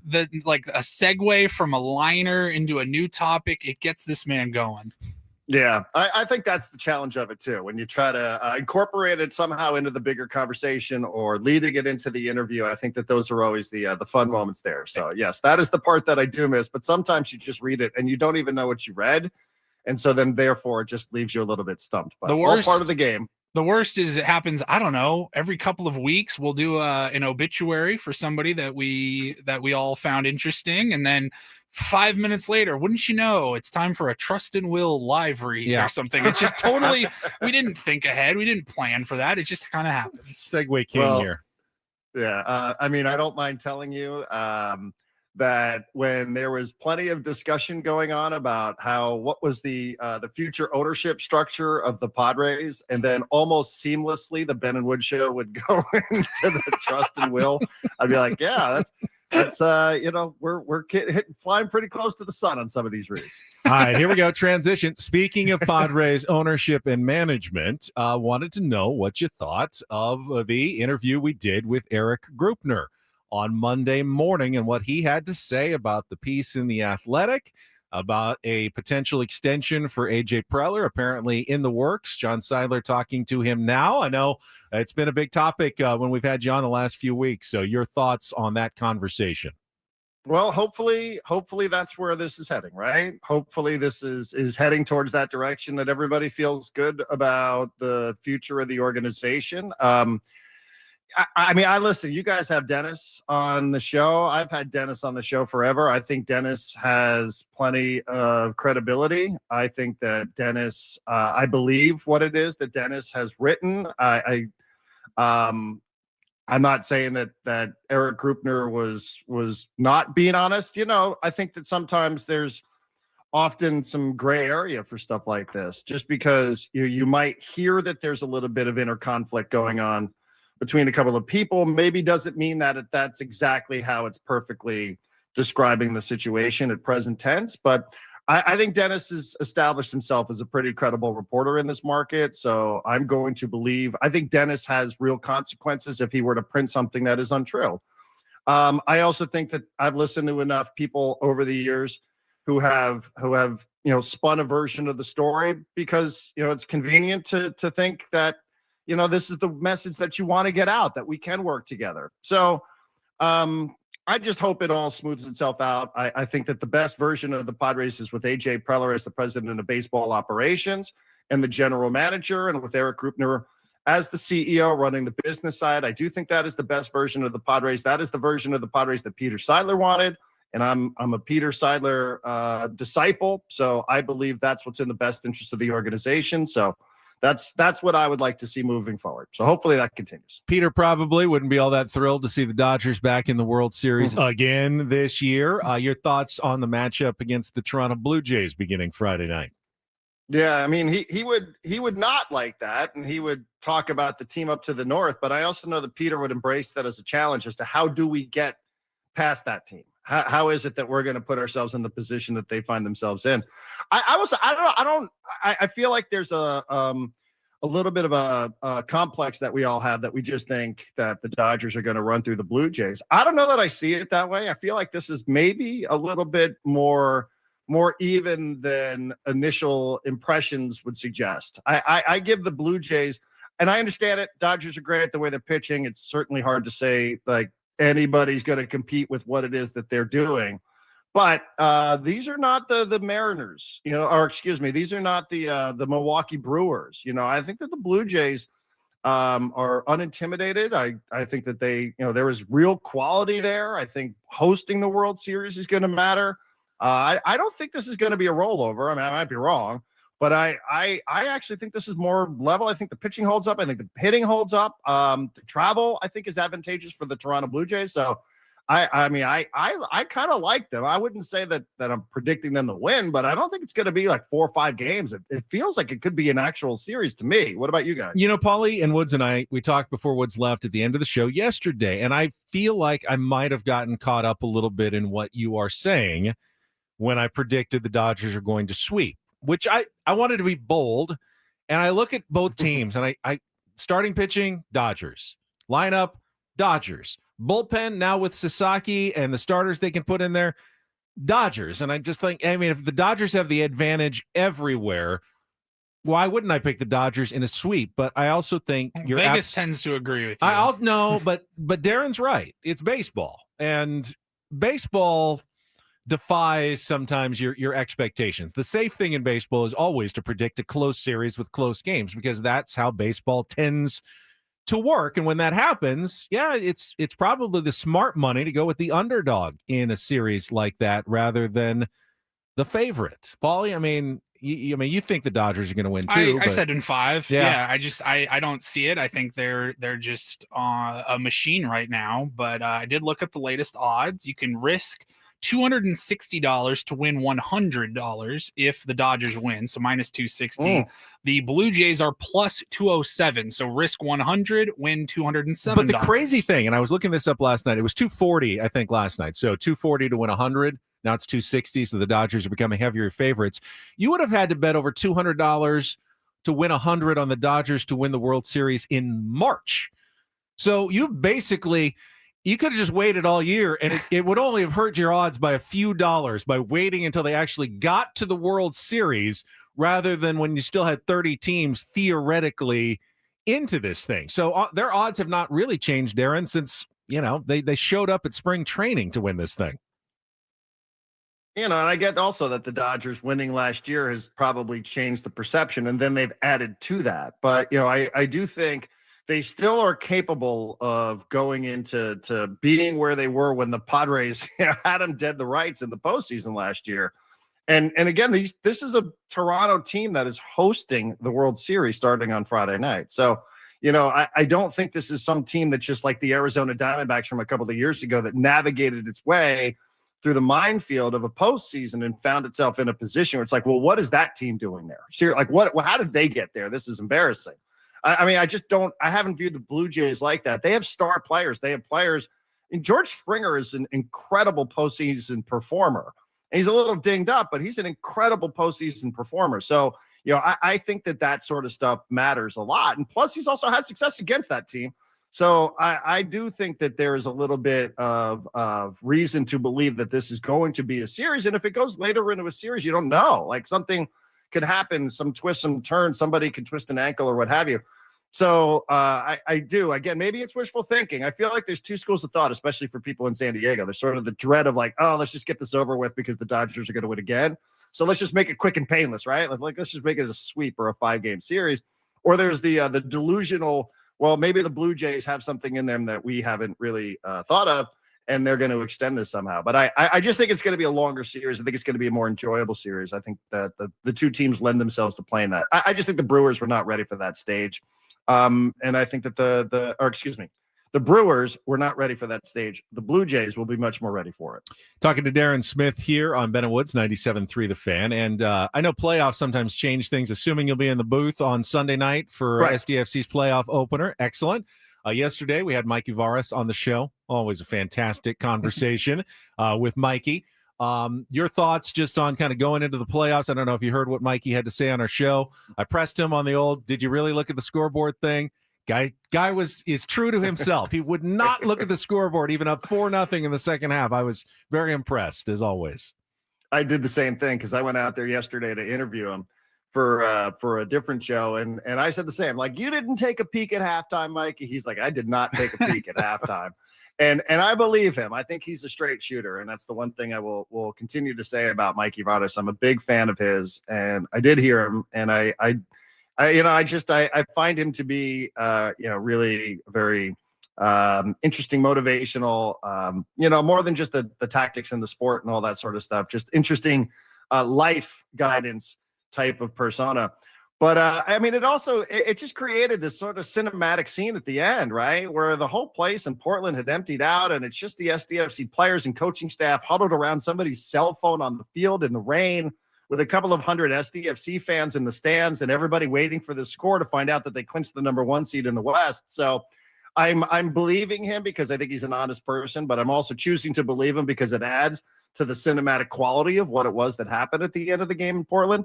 It's a best of 3. It's interesting. I don't know. I don't know what is the better option for San Diego Football Club. Is it Portland? Is it Real Salt Lake? He certainly wouldn't say. No, and I don't think they really care, to be honest. I mean, the vibes are pretty high out there at the training ground yesterday. I don't think they, it is weird that your reward, if you will, for finishing first is that you have to, wait longer to find out who your opponent is.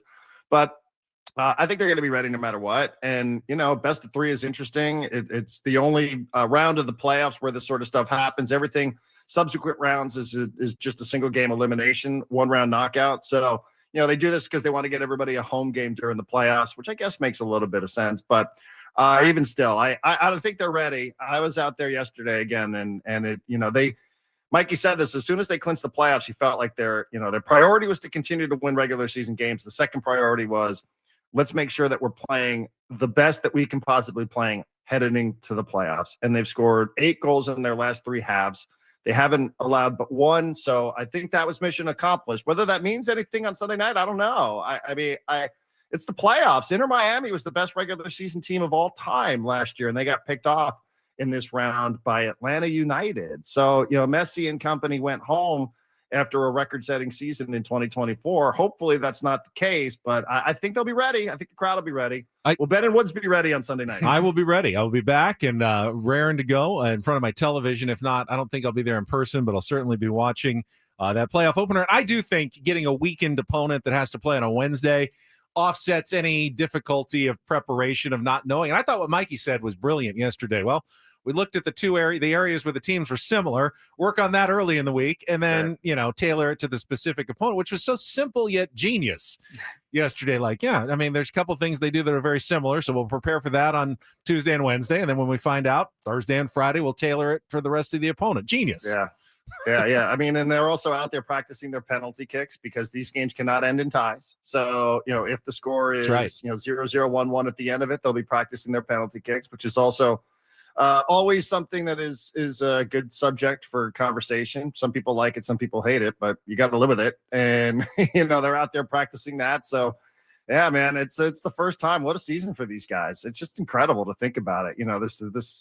This entire season from where it started to where it is now. Like I wait 30 years for an expansion club and you get one that performs like this. Kind of crazy to think about it. Maybe we'll have the penalty kick conversation next week, because certainly some of these games will go to penalty kicks. I mean, there's enough draws in soccer that you will see them happen, and someone will be heartbroken and another team will be celebrating, and it'll come down to just a goalkeeper's guess one way or the other, just jumping, which is just insane, but theatrical as well. It is theatrical, and it's good visual. I will say, if nothing else, it's good for television. Yeah. But I don't think it's as simple. I do think that they prepare for it. There are tendencies. Yeah, the goalkeepers study that sort of stuff. So it is still down to, did you pick the right side or did you not most of the time? But there are some little things that can make a difference if you find yourself in a shootout. Yeah, no, I believe that. Darren, thank you so much. Have a great weekend. Great game on Sunday. We'll talk to you next week. Thank you, guys. By the way, anti-AI for on any sort of broadcast. I can get that. We need to stay employed I should here. be too. Come on, Ben. What are we doing? I almost feel bad for enjoying it as much as I did last night. I know. Darren Smith on the David P. Shapiro fan hotline. David P. Shapiro, criminal defense attorneys, helping good people regain control of their future when charged with a crime since 2010.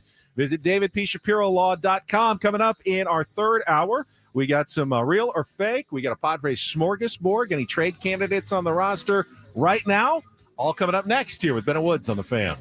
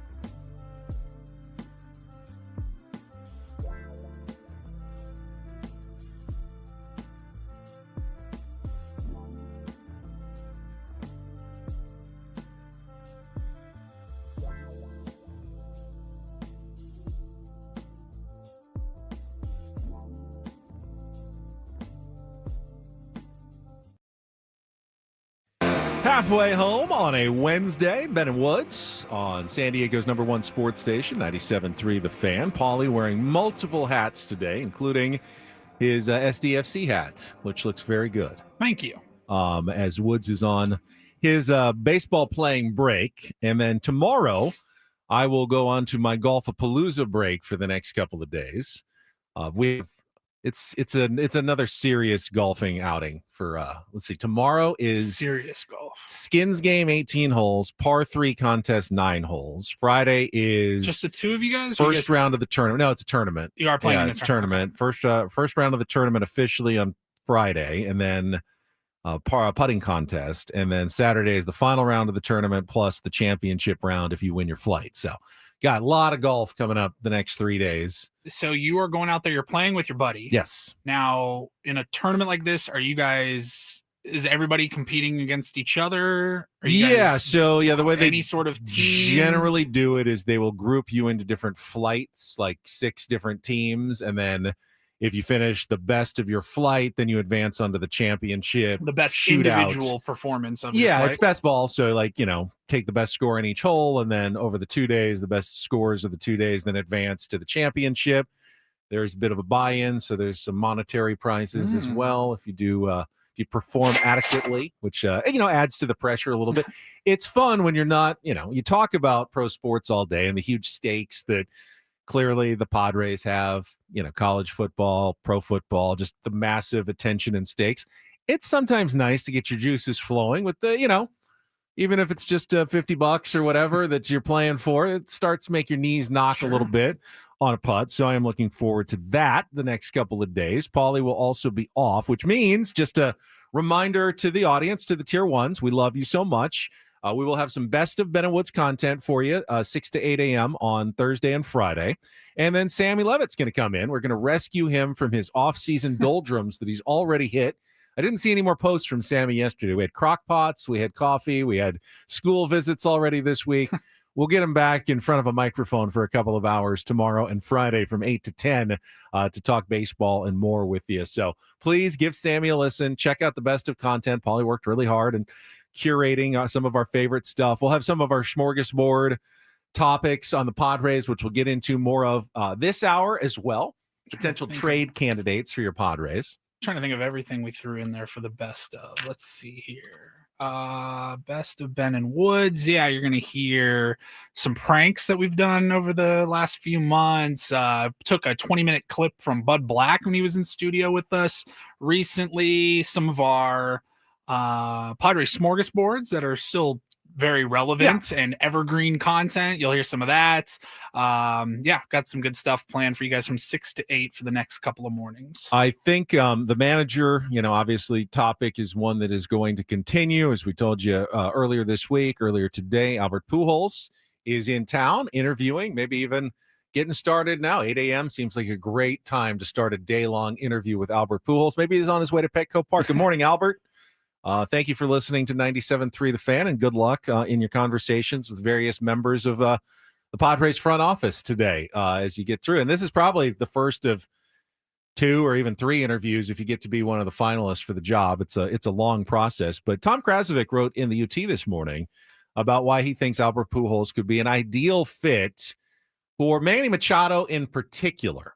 And he made some good points about Manny can certainly relate to Albert. Albert can relate to Manny. Faces of a franchise with massive contracts and the pressure that, goes along with trying to live up to those expectations.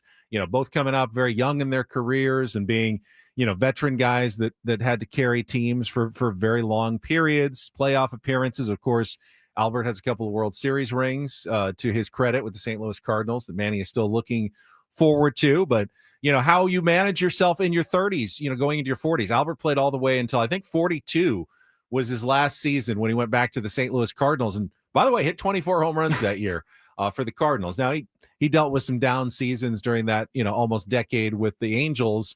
Before that is part of that conversation. Tom suggests Albert telling Manny, you got to do a better job in, managing your time on the field. You got to be able to take some days off at some point. I don't know what that conversation looks like, but I can see why Albert Pujols is the right person to have it with Manny Machado. Maybe better than certainly, like a Mike Schilt or anyone else would be to have it with Manny Machado. Even Bob Melvin, who was a player and a longtime player, was never a star player and never had that burden of being a star player that Manny and Albert share. Yeah, we talked about it yesterday. I can't think of a lot of really good and strong opinions on why not to give Albert Pujols a chance. I think I'm a little weary just where this team is at and their championship contention window of bringing in another first-time manager, but there's never been a first-time manager with his baseball resume, so it's kind of like I'm at the point where I'm like, F it, why not?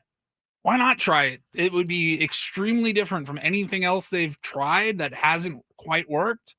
I don't know. So I think I'm okay with it, but I don't know I don't know his philosophies are. I don't know anything about that. Ultimately, and this was what Tom Krasovic was writing about. Ultimately, I disagree with the premise. Margie in the chat says, "Man, it's so lame. We have to find a manager who fits Manny. Why is it so singular for this team or Manny?" I don't think they do. In fact, I think it's kind of a silly narrative to think that Manny Machado needs any particular type of manager. I think Manny is going to continue to be Manny, which, by the way, is a good thing, Padres fans. You want Manny to be Manny for as long as possible. You want him to put up his 28 to 30 home runs. You want him to do what Manny does for as long as possible. He has shown the ability to do that with various different managers. Nothing changes with Manny Machado, no matter who the manager is. I don't know that Albert Pujols unlocks like Manny 2.0. I really don't. I don't think you have to make that hire because it might, be good for Manny Machado. And I don't think you should really make Manny the focus of your managerial hire. Now, that doesn't mean Albert Pujols isn't the right guy for the job. If Albert Pujols is the right guy to take the Padres to the World Series, then hire him. Sure.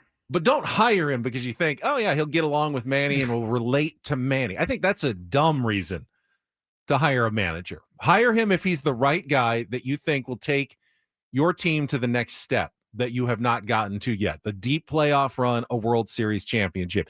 If he's not, I don't care that his name is Albert Pujols, he's going to the Hall of Fame, and that he was considered one of the greatest baseball players of all time. If he's not the fit, he's not the fit. And it doesn't matter that Manny Machado or Xander Bogaerts could relate to him as a star player. You got 26 players on the roster. He's going to have to get the best out of all of them. If he's the right guy to do that, hire Albert Pujols. I'll be on board. I'll be excited about Albert Pujols. I really will. But don't hire him because, you think there's some sort of secret of Manny Machado that you're missing. Manny is going to be Manny next year and the year after that. His performance will decline as he gets older because everybody's does. And he will manage it. He's a smart guy. He's a savvy player. He will have other people that he can lean on in addition to Albert Pujols. Heck, he can probably call Albert Pujols no matter what if he wants to pick his brain on, becoming a star in your mid-30s to your late 30s. It's not going to change. So I guess if it's that important, just let Manny pick the manager.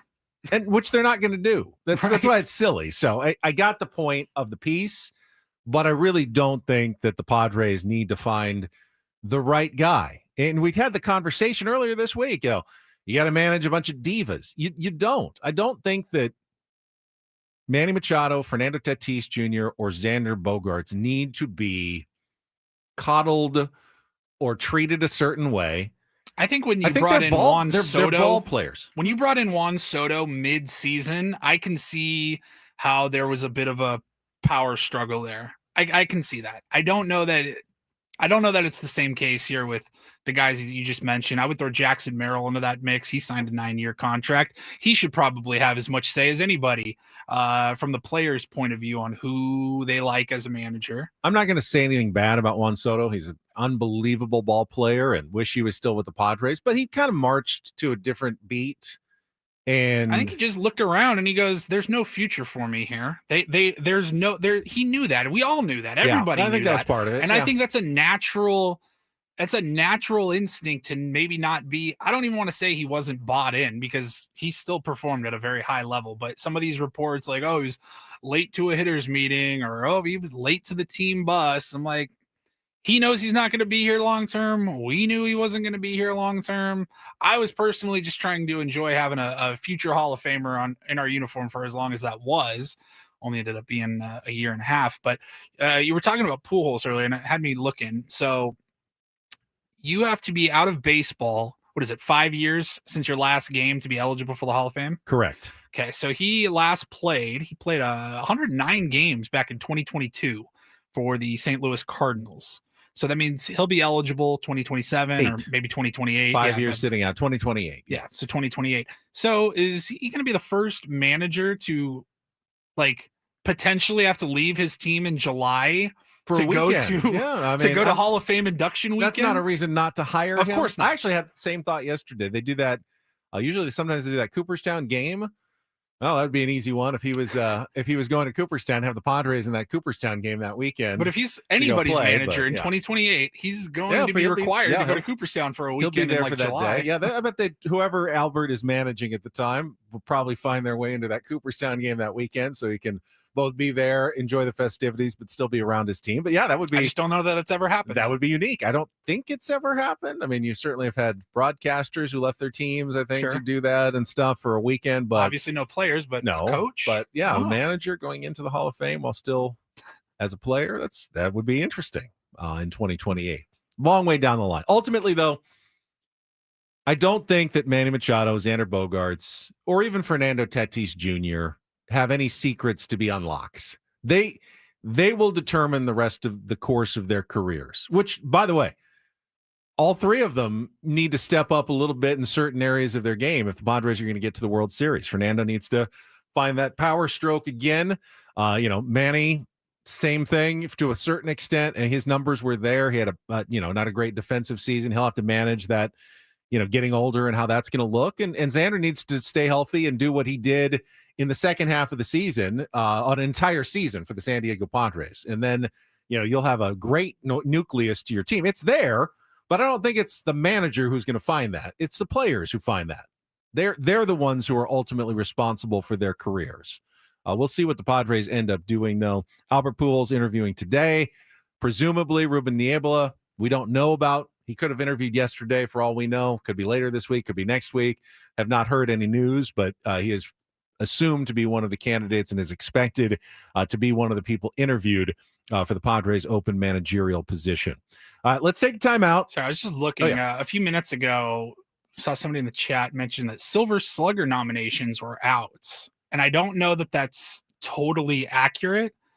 I've been trying to find, like last year, they didn't get announced until like early November. There is a fan-sided, like the website fan-sided, like their finalists, but I don't believe that that's the actual MLB Silver Slugger finalists. But Cronenworth and Machado were Padres representatives on this fan-sided, like their awards, but I don't think that's the official Silver Slugger award. Does Rawlings sponsor the Silver Slugger as well, or like they do the Gold Gloves? Because they announced all the Gold Glove nominees, and I have not seen anything from their Twitter account, so I'm not sure about that. There is something going around. I don't think I've not that's the seen official. I have not MLB seen list. anything official either. So, yeah, but when it happens, obviously we'll let you know who the nominees Oh wait, are. no, they said the Padres tweeted it. Oh, yeah, there it is. Padres. They're official. Silver Slugger finalists: Manny Machado and Jake Cronenworth as Crony as a utility player.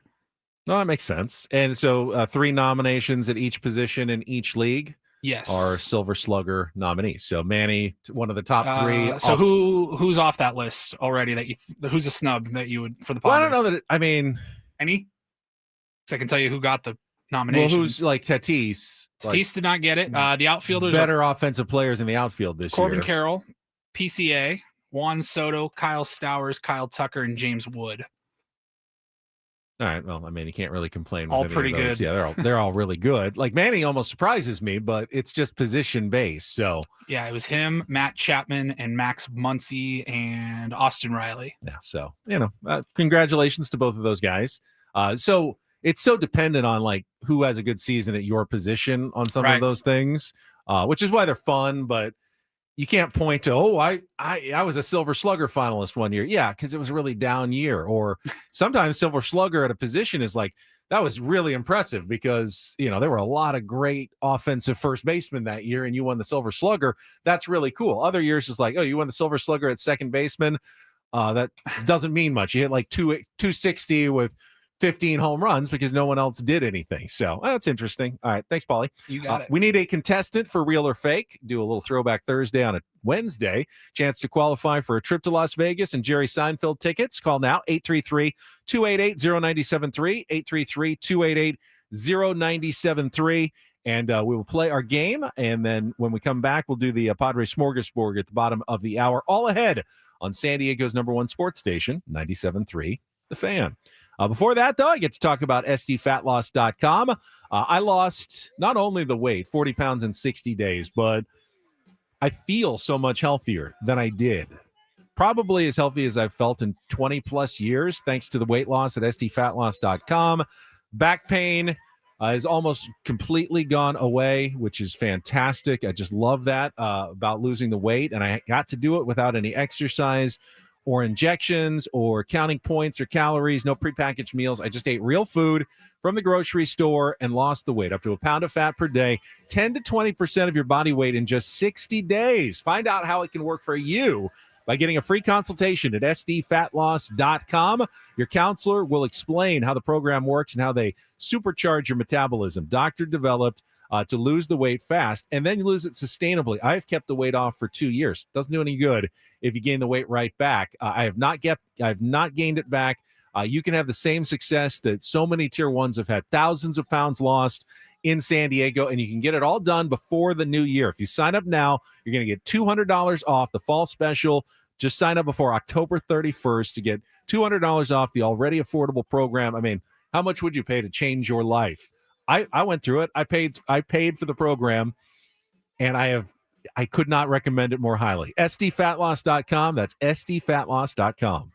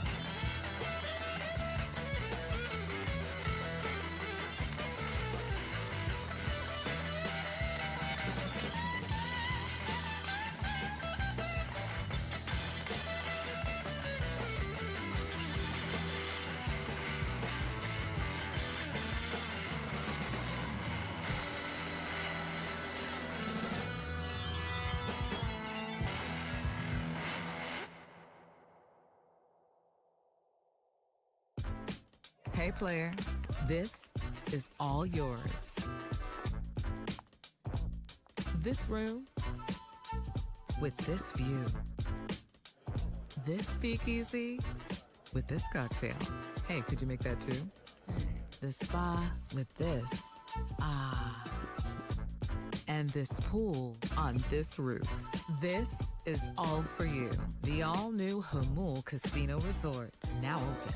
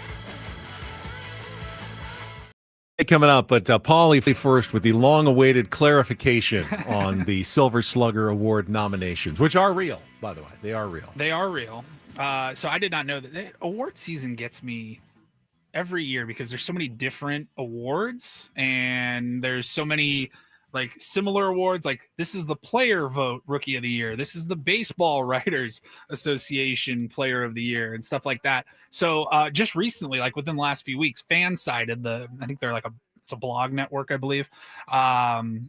They partnered with Louisville Slugger, who had sponsored the award, and they allowed Fansided to make all of the nominations, which came out today. The American League will drop sometime tomorrow morning. Got it. I'm a media old head, so the Baseball Writers Association of America, to me, those are the legit ones. I was trying to remember. I think last year we had the situation. It was the Rookie of the Year vote that was so close between Merrill and Skeens, and it was, I think, Merrill won like the Sporting News Rookie of the Year and the Player Vote Rookie of the Year, but the real one, one that goes on your resume is the Baseball Writers Association Rookie of the Year, and Correct. That one went to Paul Skeens. The one that goes on your baseball reference page and back of your baseball card. That one, of course, will be Paul Skeens.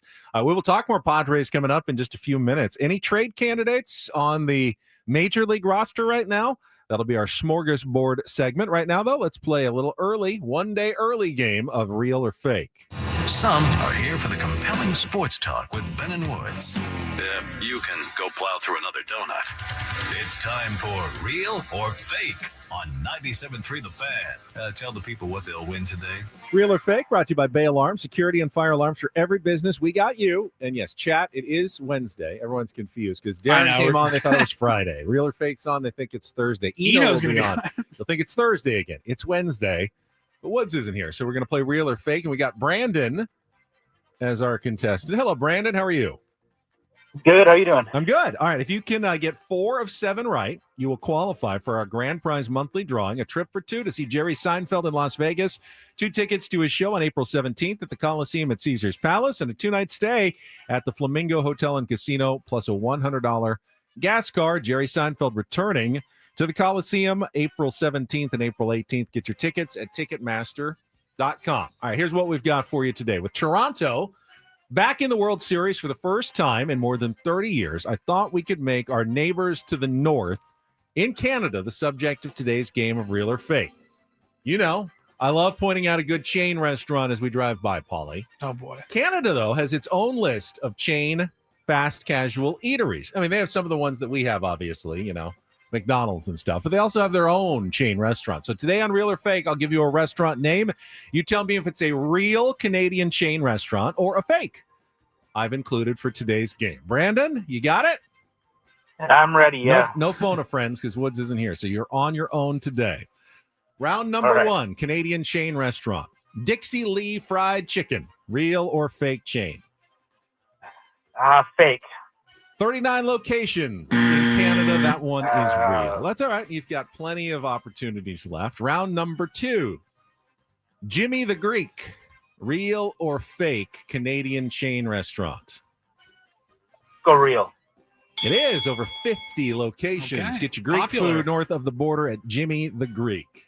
Round 3, Cactus Club Cafe, real or fake? I'll go real. Is also real. I don't know how many cactuses they have in Canada, but they do have Cactus Club Cafes, 31 locations located throughout Canada. All right, let's go to round number 4. You've got 2 right, 1 wrong. Mrs. Kebab, real or fake? Real. That one is fake. No Mrs. Kebab in Canada, at least not as a chain restaurant. All right, we are 2 and 2 as we go to round number 5. You need to get 2 of the final 3 correct here.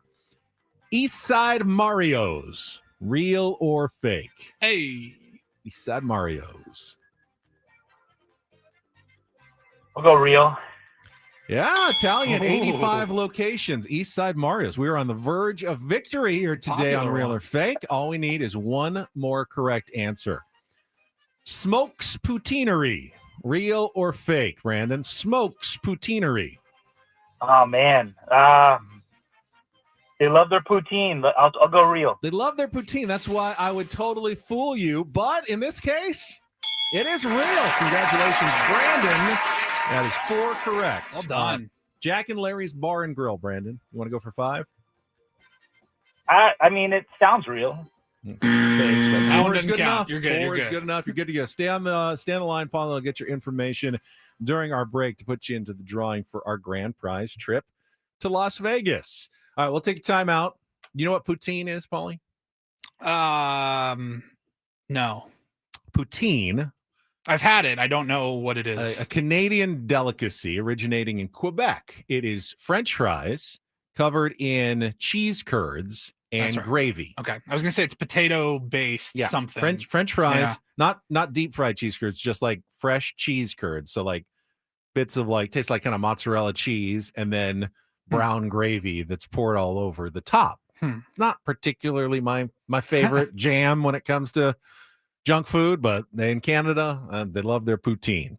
We will come back and get to our Padres smorgasbord. Trade candidates on the 40-man roster. That is coming up next on San Diego's #1 sports station, 97.3 The Fan. First, though, trustandwill.com is the easy, affordable place to get your estate documents. Woods and I both did this very late last year. We were approached and said, "Do you guys have your will or trust in place for your family?" And we go, "No, we don't." And we were shamed a little bit by that fact because if you don't have your estate documents in order, you have no idea the world of hurt that you are setting your family up for. If you have kids and you haven't named a guardian, your like sister can't come in and say, "I will take the kids." The state will decide who gets your kids without a will in place. It really is irresponsible not to have one at this point. I get why you put it off. You don't want to go to a lawyer's office, spend a few hours, spend, thousands of dollars on legal fees. You don't have to do that with trustandwill.com. It's an affordable, quick process online.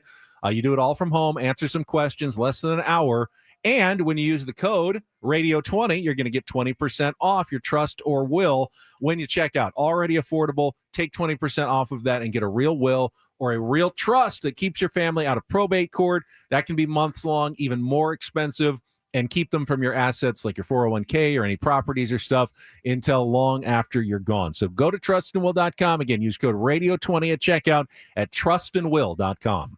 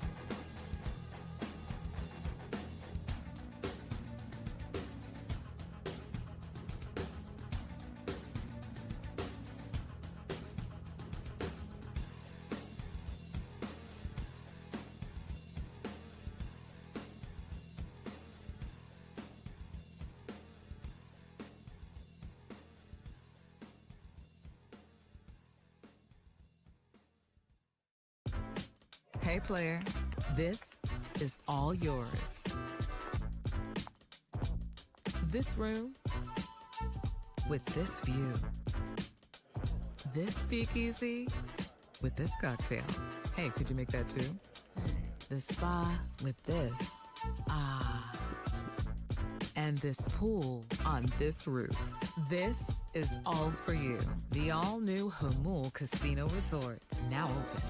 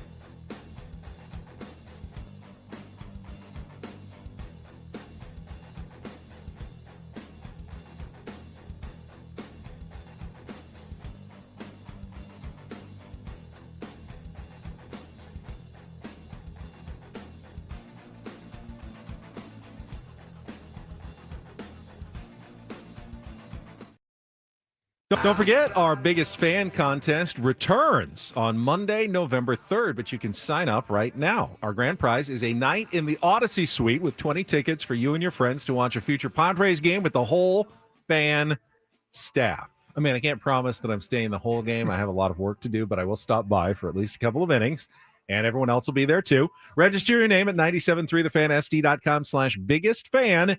And then listen starting November 3rd when we announce names each day at 9 a.m., 1 p.m., and 5:30 p.m. for your chance to qualify. We were just talking about poutine during Real or Fake a second ago. A heavy dish, no doubt about that. It's like it sounds like a Canadian version of like a biscuits and gravy type meal where you're just like, I am out of commission now for the rest of the morning. I got a text. My wife, they put together special hot dogs for the Thursday night game, like featuring one of the opponents. So tomorrow is Vikings Chargers. So they're doing a Minnesota hot dog at the Regal Seagull. Sounds quite heavy. She said it is a hot dog with pulled pork, onion dip, and tater tots on top. Too much for a hot dog. Sounds for me. like a lot, doesn't it? Sounds pretty good, actually, too, though, at the same time. But you got to be ready for that one. You got to be prepared. We went to the Seagull last night, actually, after I got off work, had some wings. They were fantastic. And then I had a salad to go with my wings. Do you think that's a good compromise? I had 6 wings and salad. It's really like basically a salad with chicken, except I guess they're wings instead of whatever you got to tell yourself. Chicken. Yeah, I mean, there's a little bit of a cheat, but also kind of a little bit of a responsible choice at the same time. And watched a little bit of basketball. Went down there while she was finishing up work and enjoyed some food at the Regal Seagull. All right, we got our Padres smorgasbord coming up after traffic. The topic today: trade candidates on your Padres roster right now. Ooh, coming up next year on 97.3 The Fan. From the 855 Get Ross Traffic Center, protecting San Diego after accidents or injury, here's Kelly Danick.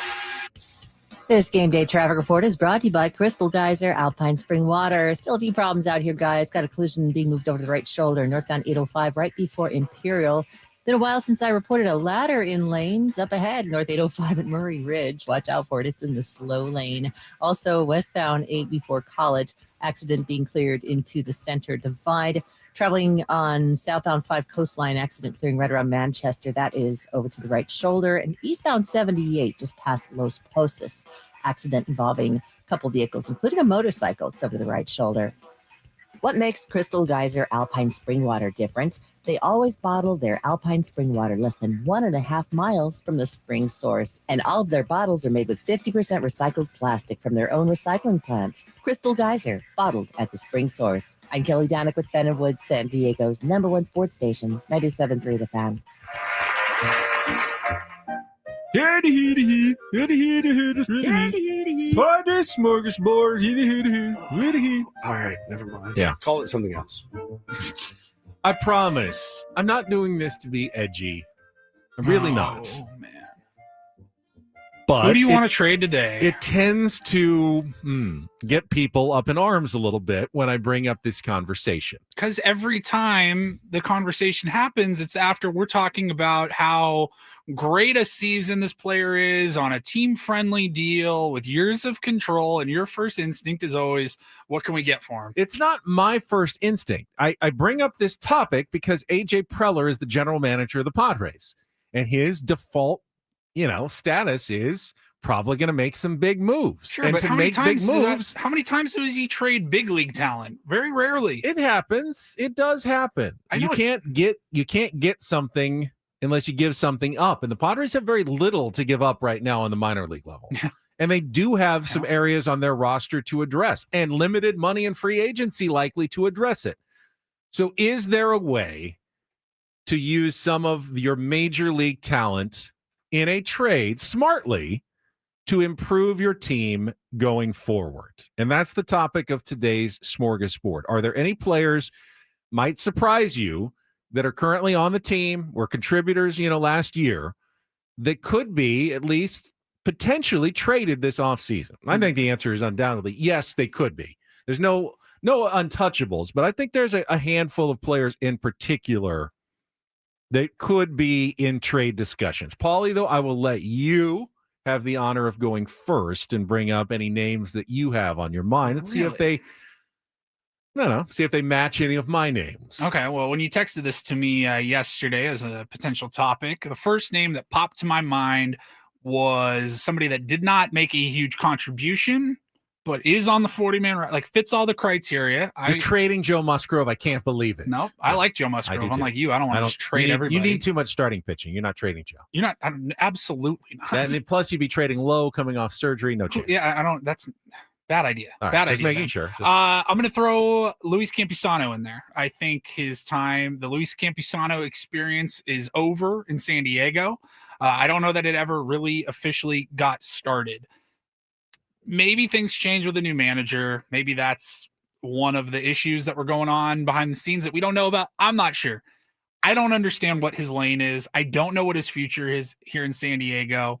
I understand you're selling low by putting him in a trade or making him the centerpiece of any trade because, well, he didn't have a hit last year. But I still think, I don't know what the future is for him with the San Diego Padres. And I think that's a guy that at least maybe AJ can sell, because a lot of his job is selling. He sells his minor league system to whether it's Baseball America or other team scouts or whatever. He is constantly selling his players. I think he can sell to another team and they go, all right, there's some raw talent here. We can fix Luis Campusano. I think it's over. I think it's run its course here in San Diego, and I'm ready for something else other than, now we get to another season of catchers hurt. Are they going to bring up Campusano again? Like, I'm done with the experiments there. Okay. Couple thoughts. You're not wrong. It's a very logigical choice. I don't think you're getting a ton for it. It's not going to be your star, your big trade of the offseason. But I also don't agree with who was it just in the chat? Said you gotta get a bucket of balls for Campusano. There will be teams that are intrigued by his over 1,000 OPS in the minor leagues and will ignore a very small sample size in the big leagues. Luis Campusano has some value on the trade market, which is why I think it's possible he could get traded. Now, AJ Preller said in his end of season goodbye Mike Schultz news conference that Luis Campusano is going to have every opportunity starting in spring training. Doesn't really mean anything when you say it in October. Right. We'll see what actually happens in the off season.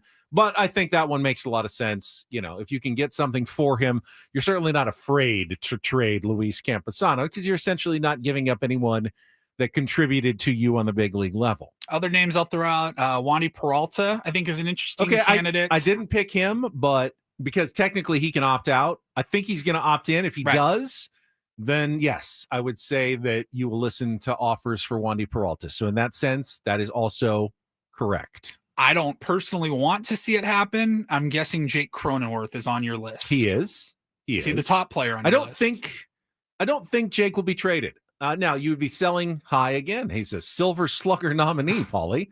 How about put it this way? I think AJ will get a lot of calls. I think he usually gets a lot of calls about a Jake Cronenworth. I think you need Jake Cronenworth. I don't think he's looking to move him. I don't think either. He's calling other GMs and being like, "Hey, what can you guys give me?" But if someone offers you an intriguing package, you have to listen. But his contract is not a bad one. Again, Silver Slugger nominee. He's versatile. He's a great guy in the clubhouse. I don't think I think he's affordable, quite frankly. Everybody flips out about his contract. I think his contract was given to him at a point when it probably didn't need to be. He had like 4 years of control left, but he's not making a lot of money. You handled the assignment well. You brought up all the names that should be brought up. I'm going to get a little spicier, though. If you say Jackson Merrill, I'm going to come over there and I'm going to throw you out of this six-story window. Who thinks I'm an idiot? I'm not an idiot. I'm not trading Tatis. I'm not trading Mason Miller. I'm not trading Jackson Merrill. I'm not an idiot. I want the Padres to win. But I do recognize that you have to trade value to get something back. And here are my 3 names. I am terrified right now. I will start with something that other teams covet and the Padres have a lot of. Relief pitching. Oh, God. Jeremiah Estrada, to me, is someone that, at least internally, and I don't know what they feel about Jeremiah. We love Jeremiah, but it's possible they feel like he's maxed out on what he can contribute. And he's got some control left, I think at least a couple more years where he's affordable. He would slot in most teams' 8th inning easily, if not as their closer, which gives a lot of value to other teams for a guy like Jeremiah Estrada. Now, you're not giving him away. There's no reason to give him away. Keep him, keep your bullpen strong. But if there was something intriguing you wanted from another team, I would be willing to discuss Jeremiah Estrada in a trade scenario this offseason. My initial instinct, I think I see where you're coming from. And I think if I'm AJ Preller, It also will save you a little bit of money. Yeah, I don't know how much what's his projected. Is he even arbitration yet? No, he's got one more year before arbitration. So that's high value for another team. A controllable, young, strikeout, swing and miss, relief arm that's not going to be your closer. And honestly, I don't know that Padres fans trust him even as a setup guy. You've got Mason Miller. You've got Jason Adam coming back at some point. You've got Adrian Morejon. Yeah. It's a luxury. If you can address another issue by trading away a luxury, I will talk about it. I'm a little bit reluctant to pull from such a strength because then you're weakening that strength. I think I'd maybe be more. No, that's fair. I'd be more open to maybe like a David Morgan, even like a Kyle Hart, guys that showed you some. Kyle Hart is not worth anything at this point. I don't think you're going to pick up his option. I think he's going to be a free agent. He actually pitched okay down the stretch. Just saying I'm saying like a $4 or $5 million option. I don't think they're going to pick it up. They fall into that category of they've shown you flashes, they've shown you kind of something of what might be down the road. I don't know that I'm looking to move Morejon or even Estrada where they've really proven it at this level because Adams not coming back. Jason Adams not coming back till July, August, maybe even September. So you're essentially missing him all year long. So your bullpen's already taking a hit. Suarez is leaving. You got Mason Miller stepping in. I don't know that I'm looking to move any more high leverage guys than I already have to. All right. I'm taking my glasses off because I don't want to even be able to read the comments. They get blurry when I take the glasses. I can make them bigger before I bring up the next name, which is going to make a lot of you mad. But I think you have to consider it. And he could have a lot of value right now, especially. And I don't know what your internal projections are for next season. Gavin Sheets. Ooh. Didn't even think about him, honestly. You got him for nothing. Again, I go back to flip him for something at this point. Now, you need power. Do you think Gavin Sheets is going to hit 30 home runs, given everyday playing time next year? Or is he going to be kind of a 15 to 20 homer guy? And if you're giving him a lot of DH at bats, honestly, that's not enough. I love Gavin Sheets and what he did. He saved the season in a certain respect this year. Is he going to get any better? Or is this the ceiling for Gavin Sheets? And could you get more for him in a trade then you will get production from him next year? I'm just asking the question. Just asking the question. I think he's more of a 20 to 25 guy every day. Maybe not 15 to 20. If he's 25, I think you keep him. If he's 15 to 17 and another team is really interested, I think you talk about it. You talk about it. I need one more year of Gavin Sheets, I think. I look, it's similar to my argument. A lot of control still. Three more years of control. I mean, that's an appealing thing. And you got him for nothing. He was a non-roster invite minimum guy, and you could flip him for something pretty decent. Starting pitching, maybe. I'm looking starting pitching. I know it's easier said than done. I'm looking to move guys from positions of abundance. You know what I mean? You're not abundant with power. We're not abundant at all with power. Like I just talked about taking the strength, the best strength, the bullpen, and weakening it. That doesn't make sense to me. I don't want to do that. Power was very much a weakness for the Padres. I don't want to take the only guy that gave us any power and move him to another team. It would hurt. Love Gavin Sheets. Derry Bonds. He was a fan favorite. The Holy Sheets chant all year long. Tough to, I'm excited about a full season of Gavin Sheets. An off season, a spring training. He can be comfortable going into that slot, knowing he'll probably be DHing a lot, maybe playing first base. But you can't close your ears and go, I'm not listening on Gavin Sheets. If he has value and you can get something like pitching, you got to think about it. That's all I'm saying. You didn't disappoint me as much as I thought you were going to. We'll come back with our Rhino. Unless you have report. anybody else on your list. I might have one more name that's going to make you insane. I'll throw it in when we come back, just to finish things off. You're dead. Maybe I won't. I don't want to be dragged. Oh, God. I don't want to be dragged. Ben and Woods here on 97.3 The Fan.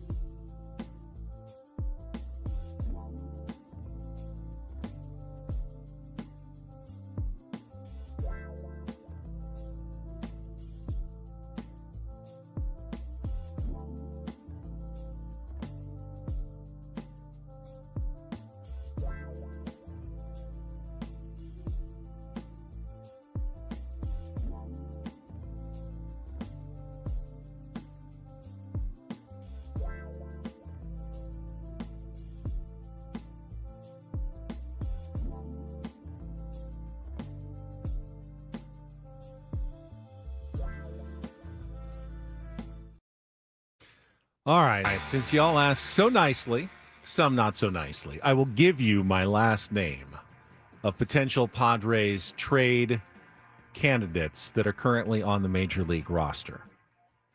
Final hour, Ben and Woods. We got Roundel Report. We got a football threesome and Eno Saris all coming up. So busy final hour. So I'll get right to it. And there's one person in the chat who knows me well enough. All these guesses I'm looking. No, not Yuki Matsui. You're going to have to eat his contract. I'm talking about guys that are actual, like, significant, would be a significant trade.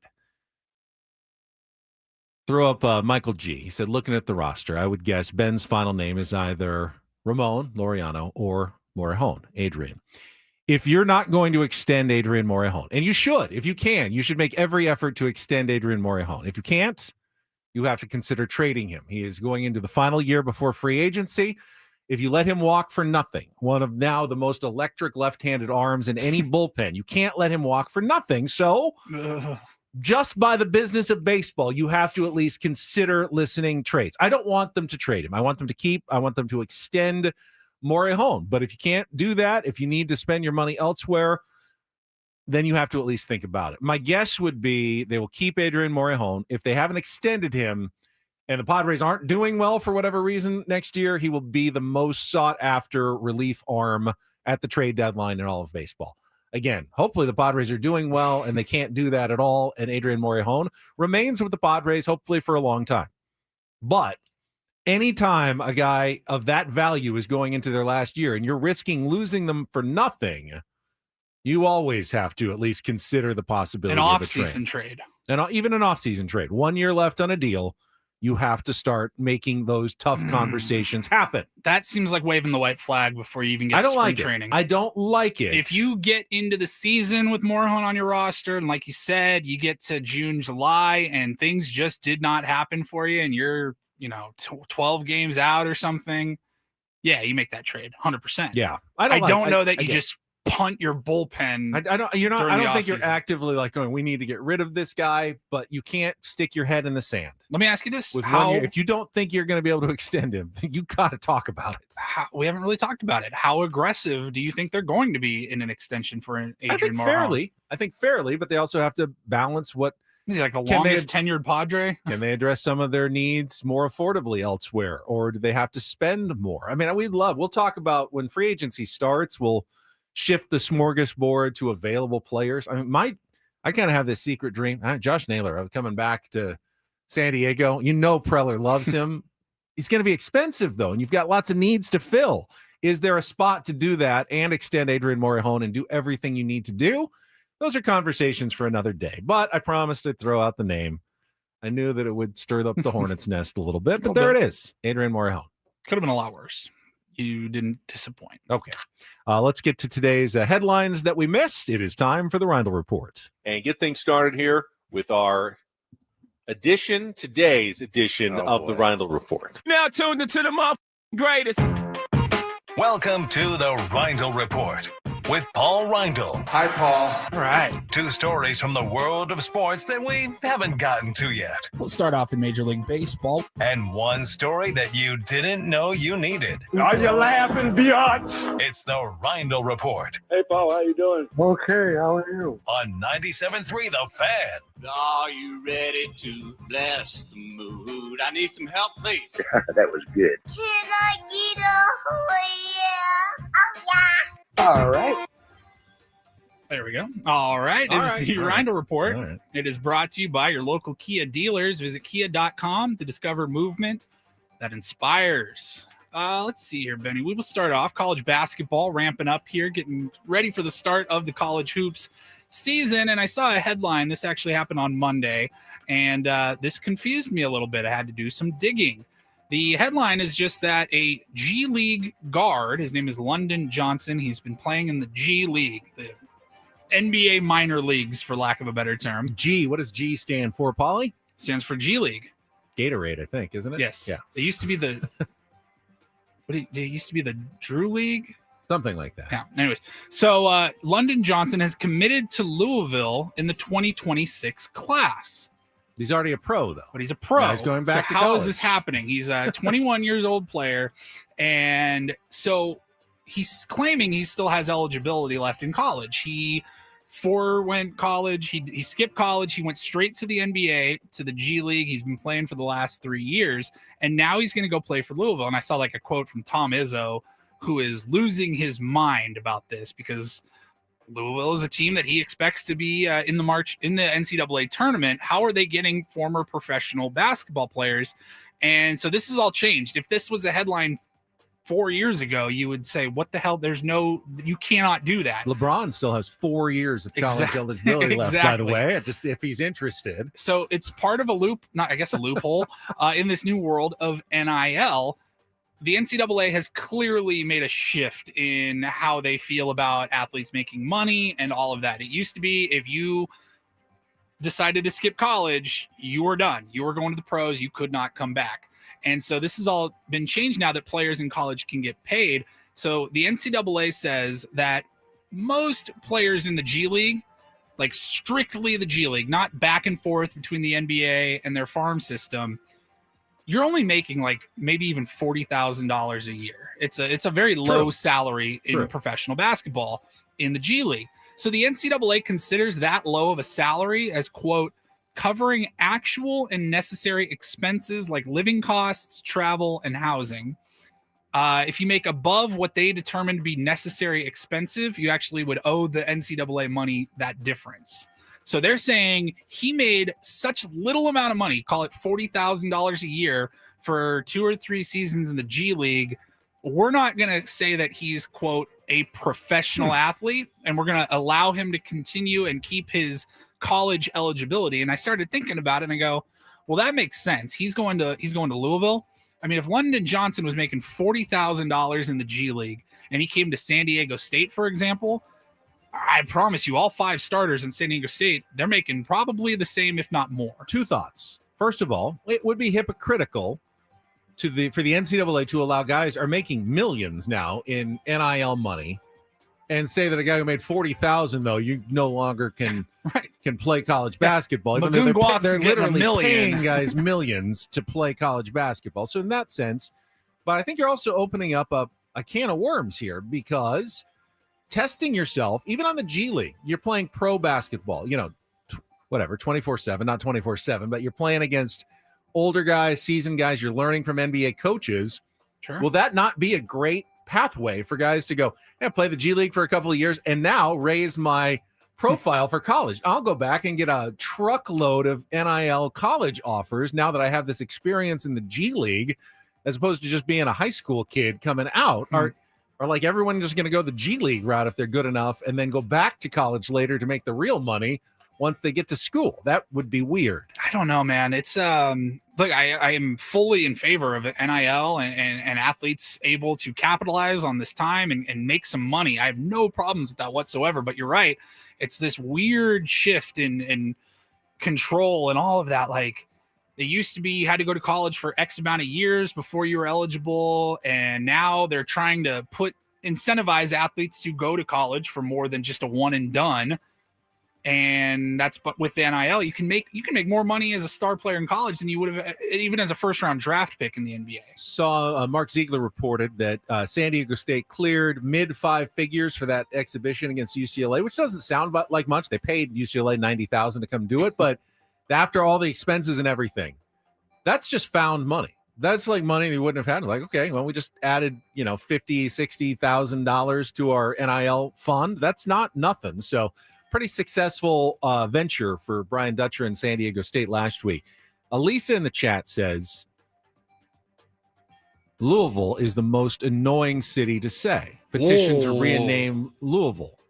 And I say Louisville because I had a college, one of my roommates my freshman year was from that part of the country. And he said it's pronounced Louisville.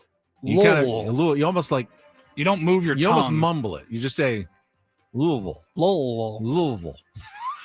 Not Louisville. Louisville. It's Louisville. I don't know. So ever since he's told me that, I've always said Louisville. What's the origin? Was it like King Louis and it's Louisville? Probably. I don't know. King Louis and became Louisville, Louisville. Louisville. Or is it King Wool? Louisville. Well, Then again, maybe people there just don't like enunciating enough. I enjoy enunciating, so I would rather say Louisville, but apparently that's not correct. Louisville. All right, we will move on. We talked about it earlier in the show, I believe, during Do This. You were giddy. You had your pants off because of the NBC intro to last night's tip-off. Round Ball Rock, opener. baby. Yeah, Round Ball Rock. It was great. There was also a moment later on in the broadcast, Mike Tirico, who was doing play-by-play, he had a sit-down with the GOAT, Michael Jordan, who is part of NBC's coverage of the NBA this year. He's an analyst. You're going to be doing these like segments like Pathway to Great. I don't forget what it's called. They never really defined, at least when the hire was made, like what his role is going to be. He's not doing like play-by-play or color commentary. But he's also not just in the studio. Pretty out of the spotlight lately, but he said he felt like he owed back a little bit to the game to pass along some of the things that he wants to pass along, and this is his avenue for doing so. Yeah, I thought it was cool. I mean, look, like you said, he's kind of off the radar. Michael Jordan is, for as big of a star as he is, and you don't hear from him very often. And so he did a sit down with Mike Tirico. We wanted to play this. It's like a minute-long clip. And this exchange with Michael Jordan is just outstanding. Do you ever pick up a ball and just shoot? I haven't picked up a ball in years. No, come on. Just like walk past. There's got to be a hoop somewhere at your place. You don't see a hoop anywhere around here, right? I don't. Michael Jordan is saying he has not touched a basketball in years. They're sitting like in his house. They're in Michael Jordan's in home. his house. He says, "I don't have a hoop here. You see a hoop? There's no hoops here. I haven't touched a basketball in years." That's hard to believe. I know, isn't it? It's crazy. Continue. Seriously, the last time you picked up a basketball and shot I was at the Ryder Cup. Yeah. And I rented a house from the owner. Sure. He came over to do pictures. He had grandkids. And I was meet and greet, thank him for allowing me to stay in the house. And he had a basketball court. He says, "I want you to shoot one free throw." I said, "Really?" Now, I already paid for the house. It's not like he got to see me. So when I stepped up to shoot the free throw, it's the most nervous I've been in years. Stop it. In years. Stop it. Come on. And reason being is those kids heard the stories from the parents about what I did 30 years ago. Right. So their expectation is 30 years prior, and I haven't touched the basketball. I hope you switched it. Absolutely. I got the most gratifying that made my whole week is that I was able to please that kid, not knowing if I could. That was amazing. Couple thoughts. Even for Michael Jordan, if you haven't shot a basketball in years, shooting a free throw is not easy. So I can see where, like, okay, I don't want to embarrass myself by, missing it in front of kids and the guy whose house I'm renting. Right. Secondly, why does Michael Jordan have to do a photo session, a meet and greet, and this guy is making him shoot if he's paying for the house? He said, "I paid for the house." You rented out your house from Michael Jordan for the Ryder Cup. They must but have you known. also want to get like, hey, Michael Jordan's staying at my house, so I'm going to make him do some pictures and make him shoot a shot. Yeah, Ben Higgins is renting the house. I doubt him and his family are waiting there to greet you and say hi and welcome you to the home. I don't want to see the owner at the house. I paid for this house. I don't want to see you. It's like the Nick Saban commercial where he's, his Airbnb. All the rules. Yeah, no fun. This is not a spa. Showers no longer than 5 minutes. If I'm renting your house, it's my house. It's not your house. It's my house now. I don't want to see you, especially not your kids, and making me, do tricks for you like I'm some, circus act. Oh, shoot a free throw, Michael Jordan. I guess dunk, Michael Jordan. Yeah, no, I absolutely get that. I guess it's kind of just natural instinct. If Michael Jordan's in front of you and there's a basketball hoop nearby, you're like, I have to see it. See this. I don't want him to throw a football. I want him to shoot a basketball. That is really actually kind of embarrassing for the guy that made him do that. But extreme. I mean, and then it's highlighted for a highlighted lifetime now, though. He's got his kids. They signed something. They get to see it. It is embarrassing, but now it was highlighted on NBC for the entire world. So now I love that's Michael Jordan at its core. I hope you switched it. Come on. All right, we'll move on. I don't think we talked about this on the show, but earlier this week there was a major outage on the internet. AWS, Amazon Web Services, went down overnight. I believe this was on Monday. I had the story when I was anchoring on 10 News, like McDonald's and Snapchat. A lot of different big sites went down because of AWS. A ton of software companies, things that you probably use in your day-to-day, were affected by this major outage. They've had, there's been glitches or whatever, and Amazon, I think, does a pretty good job of keeping their systems online, but they had a major outage. And stuff like if you use Adobe Photoshop, like that's powered by AWS, that was down. We weren't impacted, I don't think, that morning too much here, but I did see a lot of corporate emails from the company saying like, hey, if this is down, like, it's being invested, they're working on it. So there was this big issue over the week, and I saw that a lot of us now have smart homes, or at least smart homes in some capacity. Maybe you can control your thermostat with an app on your phone. Like I can lock my door with my app on my phone. I don't even have to be home. I can do my garage. Yeah, you can do your garage. Okay. It remotely. Yeah. So even if you don't have like a fully smart home, you probably have some aspects of it. And there's a company called 8 Sleep. They make bed frames, beds, and they do the fully adjustable base that you can put your feet up, or you can bring your head up, or you can put both up. And Still love my one that I got from Mattress Makers a few years ago. Yeah, I can raise up and helps me not the adjustable snore. base. And yeah, it's elite. It's an absolute game changer. Our old bed, my wife had, we had to upgrade from a queen to a king, but hers had the adjustable base that you could turn on a vibration and had phone chargers. Like it's really, really, really cool. This company, they operate under Amazon Web Services, and so their beds all started to malfunction overnight on Monday. This says the outage happened right around midnight here on the West Coast, 3 a.m. on the East Coast. So most people asleep in America definitely asleep when this outage went out. And they said some beds moved from flat to seated positions, like the head part like of the bed frame. So in the middle of the night, you were like being moved by your bed. Maybe you're a night owl and you were still up and you were sitting upright with your adjustable base and you were watching some TV or reading or whatever. You were not able to move your bed down flat. You just had to sleep sitting upright or move onto the couch. They also said that these beds and mattresses and the bases and everything, they have temperature control. Some of them were not able to control their temperatures. One guy said his bed was 9 degrees hotter than it usually is, which I think is significant. I think you will notice that. Yeah. And so it was just a nightmare for some people. I really hope that maybe companies like that, this is a bit of an eye-opening, like, hey, we cannot have that again. It would be so weird. You fall asleep laying down and you wake up and you're sitting up. I mean, or you wake up and you're moving. You're like, what the hell is happening? This is where ghost stories from the Pfister Hotel start, with random beds moving around. Maybe it's not ghosts. Maybe it's just AWS has gone out unexpectedly. Stuff like that does concern me about how reliant we are on the technology that we use. Like over half of our light bulbs are smart bulbs. I think they're great. You can turn them on and off from anywhere in the house. You can, change colors and different degrees of brightness. It's great. But you're like, what happens if the power goes out? Or what happens if AWS goes out? Or, you know what I mean? Like, you're kind of screwed. Analog, on, off, screw it in, screw it out. That's what it used to be. Now things are much more complicated.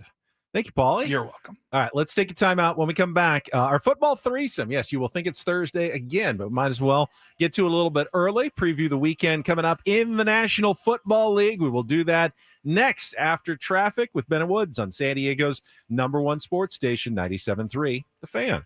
And with the football weekend coming up, it's an opportunity to start setting your Prize Picks lineups, whether it's college football or pro football. You get all your favorite players that you can just pick more or less on stat projections between 2 and 6 and win real money just based on your sports watching. You're doing it anyway. Now, this is a chance to turn your knowledge into real cash, up to 2,000 times your money with Prize Picks. I hope everyone took advantage of last night's max discount. Steph Curry, basketball season's now underway, more or less than 1/2 of 1 point. That's a great way to start winning early with Prize Picks this weekend. Looking at pro options like Josh Allen or Patrick Mahomes, passing yards or touchdown passes, more or less. Set your lineups however you want. Just make sure when you download the app that you definitely use the code KWFN to get $50 in lineups when you play your first $5 lineup. That's code KWFN to get $50 in lineups when you play your first $5 lineup with Prize Picks. It's easy to deposit and withdraw money with Venmo, Apple Pay, or MasterCard right back into your account after you win as soon as you request it, really within like 15 minutes or so. Very quick, very easy with Prize Picks, where it's good to be right. Must be present in certain states. Visit prizepicks.com for details.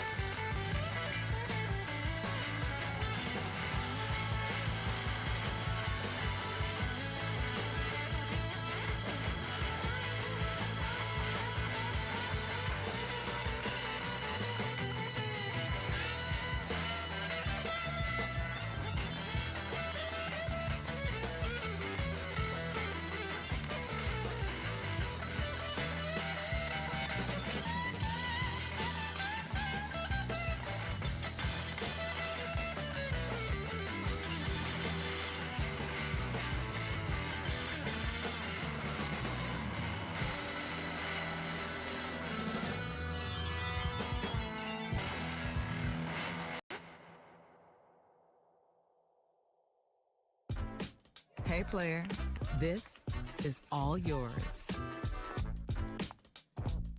This room with this view. This speakeasy with this cocktail. Hey, could you make that too? The spa with this. Ah. And this pool on this roof. This is all for you. The all-new Hamul Casino Resort, now open.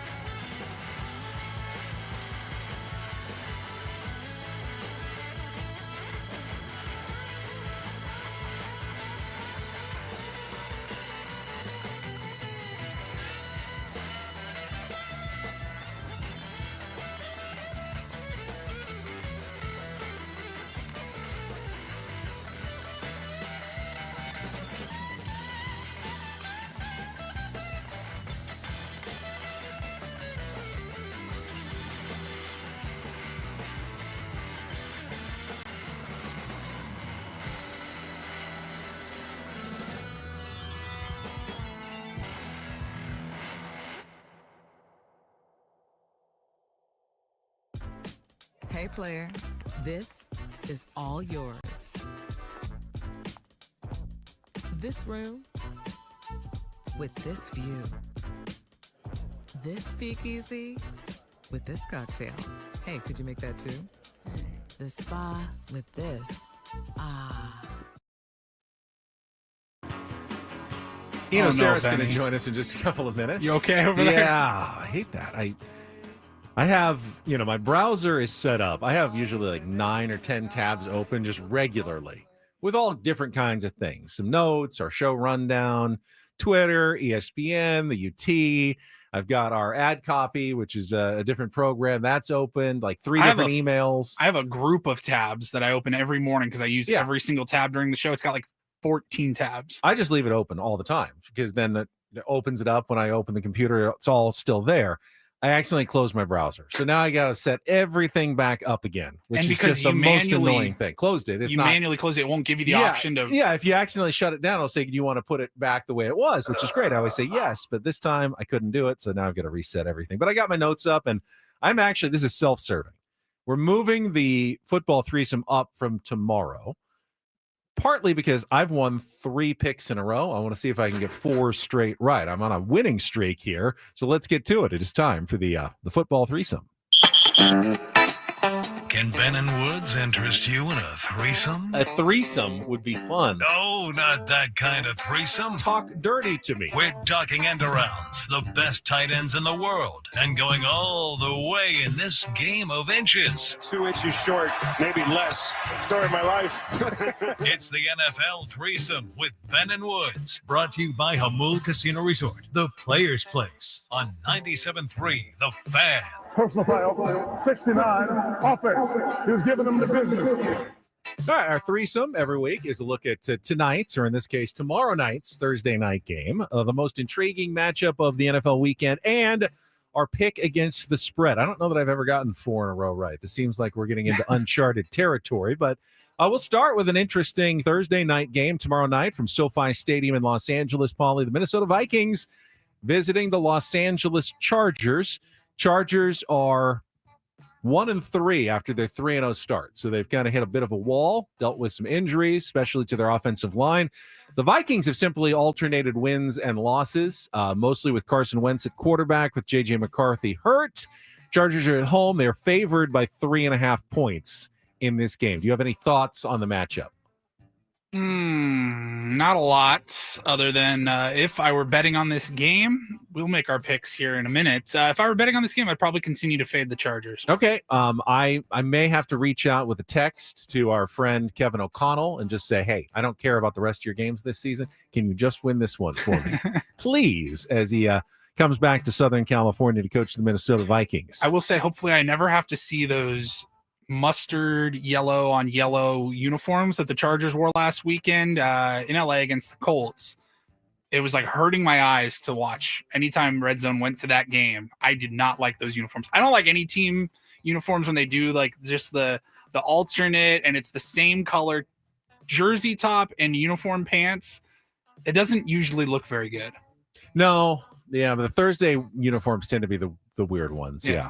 You remember in the offseason when we did randomly FaceTime someone famous in your contacts, and I tried to FaceTime Kevin O'Connell live on the air? I do remember that. And he didn't answer. FaceTime roulette. But they FaceTime roulette. And then he texted me back later and said, oh, you should have told me. I would have absolutely joined you at the time. And then who did Woods texted, or if he FaceTimed? I think it was Skip.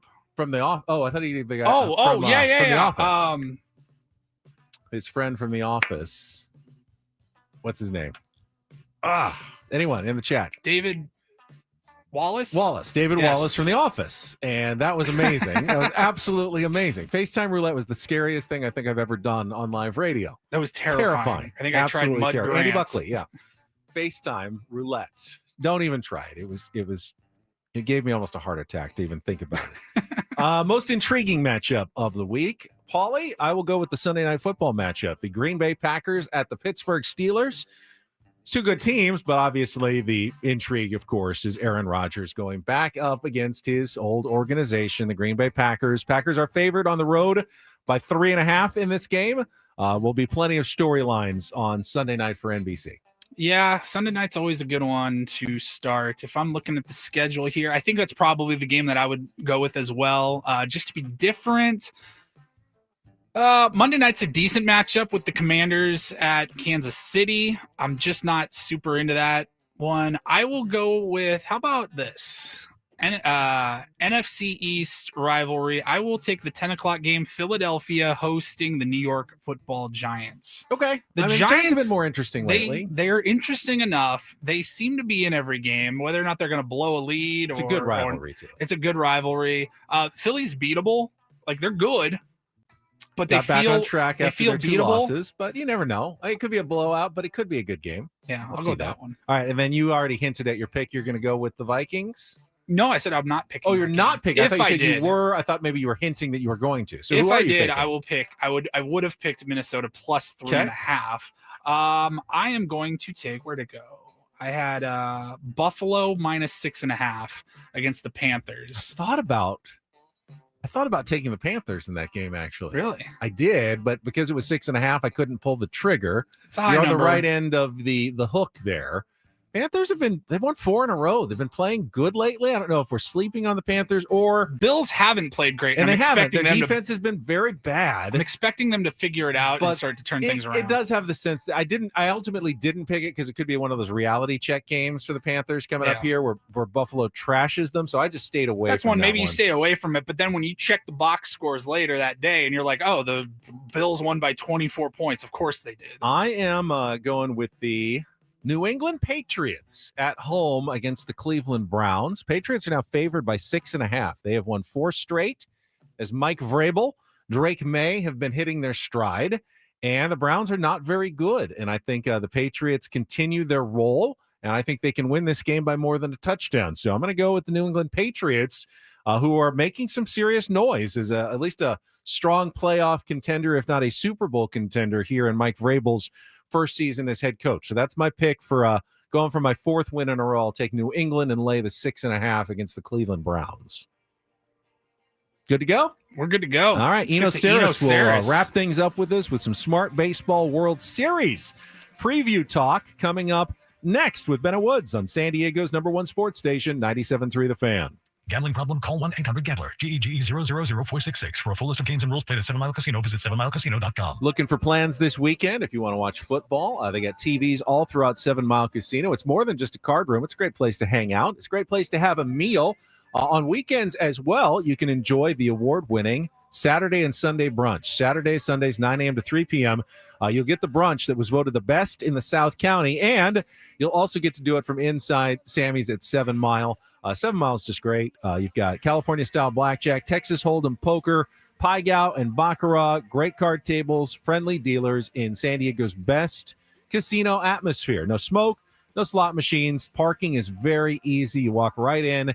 You head over to the left to the cages to get some chips or sit right down at one of the tables in front of you. Play a little California-style blackjack that Woods loves. I like the Texas Hold'em and the Pai Gow poker. Either way, you cannot go wrong at 7 Mile Casino, and you don't have to get on a road trip like Woods did yesterday. I'm going to do later today to find your casino, because all you do is hop on the 5 freeway, head south, get off at E in Chula Vista. You'll already be there on the frontage road. That's Bay Boulevard, the west side of the freeway. Within moments, you are playing cards and not in your car by driving down to 7 Mile Casino, just 7 minutes from downtown.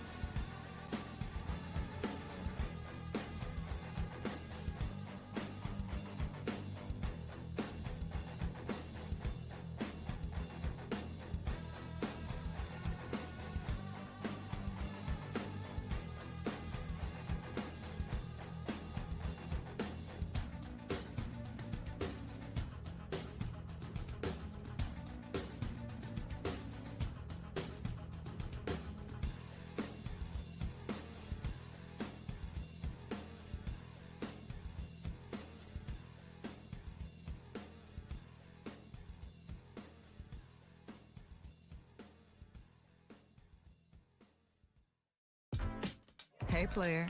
This is all yours. This room with this view. This speakeasy with this cocktail. Hey, could you make that too? The spa with this. Ah. And this pool on this roof. This is all for you. The all-new Hamul Casino Resort, now open.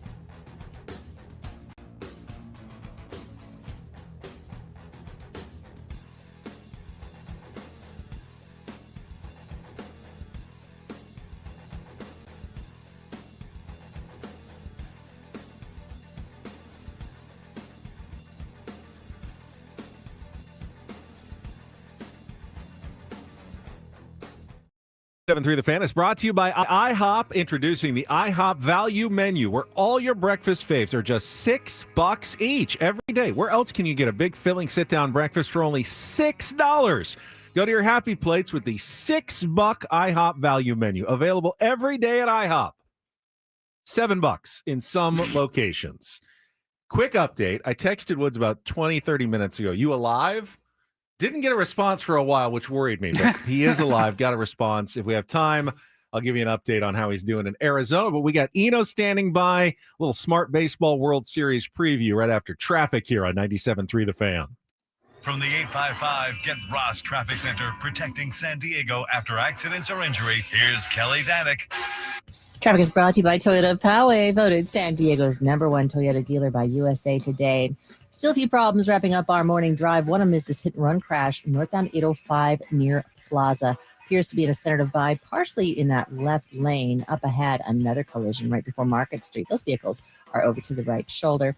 Also traveling on southbound 15 before Adams Avenue. Accident involving a couple vehicles. That's over to the right shoulder.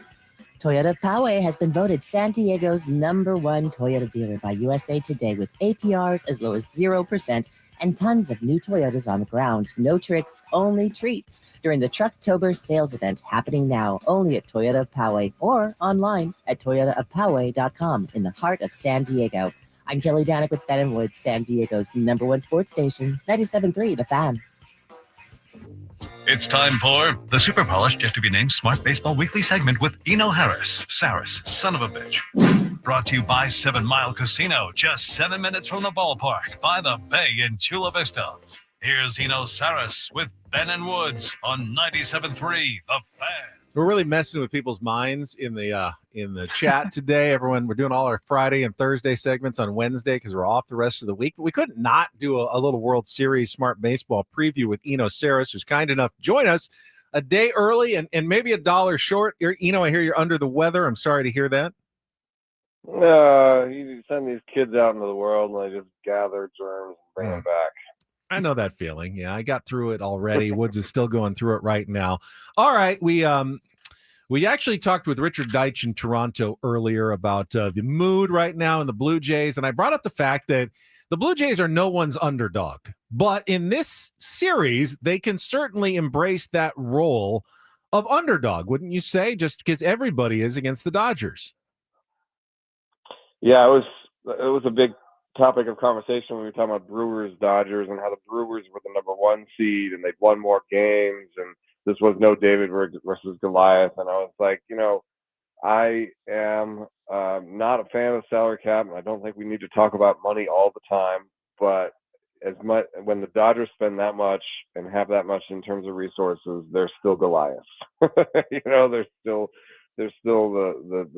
the one that you have to overcome. And so, yeah, I think in this case, even with the Blue Jays spending a fair amount and being a really great team, the Dodgers with a rotation that people are comparing to the Braves rotations that I grew up with that created 3 Hall of Famers, That's something big. A lineup that has maybe the best player of all time in it, and a couple other future Hall of Famers in it. It's a really great team, and I have them as the favorite. That's just like that Braves rotation. If Kevin Millwood could throw 100 and hit 50 home runs a season, or not. I mean, Ohtani had maybe the best game of all time. We were talking on the Rates of Barrels podcast just about, how could you have a better game than the game Ohtani had, in which he threw 6 shutout innings with 10 strikeouts and hit 3 homers that, totaled like 1,300 feet. I guess the only way you could do it is do something like that in the World Series. So. Hey, maybe we're going to see something even better. One topic we haven't actually gotten to yet that I thought was interesting is the impending return of Bo Bichette for the Toronto Blue Jays. Is there a role for Bo Bichette not being 100% healthy that contributes some way in your mind in this series? Because we're not sure if he can play the field. You not want to knock George Springer out of the DH role to put him in a DH. How would you use him, Yeah, this was a really tough one especially because George Springer himself is not even 100% physically after he got hit in the kneecap in the CS with a pitch that registered as a batted ball that everyone could hear the sound. So I'm sure that he's hurting, and you don't really want him running around the outfield. You just want him hitting. So if you don't have the DH spot open, and then throw on top of that, Bo Bichette was, I think, the worst defensive shortstop in the big leagues this year. And Andres Jimenez is pretty good. Yeah. So I wonder if you can't sell him on an early transition to second base. I don't know how mobile he is, so I don't know if he can even do second base. If he can't do second base, then he's a pinch hitter for you, although a pretty good pinch hitter. And with the way that postseason games go and the amount of bullpen usage that goes into it, I think you could find a place to use Bo Bichette in every game, but it may be limited to 5, 6, 7 plate appearances over the course of the entire World Series. Talking to Eno Saris from The Athletic, little Smart Baseball World Series preview here in our final minutes. When you go kind of roster to roster, pitching staff, bullpen, defense, offense, is there anywhere, I guess defense is the one place that Toronto probably has the edge. Is there anywhere else that you see that they have an edge over the Dodgers? Contact. I mean, they were the best contact hitting team in the big leagues this year. So they'll put more balls in play than the Dodgers. And the bullpen, I think, is pretty interesting because the Dodgers have one reliever they trust in Roki Sasaki. And so you could almost give bullpen to the Blue Jays, who, did a really great job in the series against the Mariners. The Mariners let the same reliever pitch to the same hitter 25 times in the playoffs, and the Blue Jays have only done that 10 times. So the Blue Jays don't have a bullpen that's rated that well, but what they have done is just trust their guys, and they've used all of them. They've used 11 relievers in the postseason. The Dodgers have used like 2. So it's going to be a really different contrast in styles where the Dodgers are going to rely on that big rotation to go deep.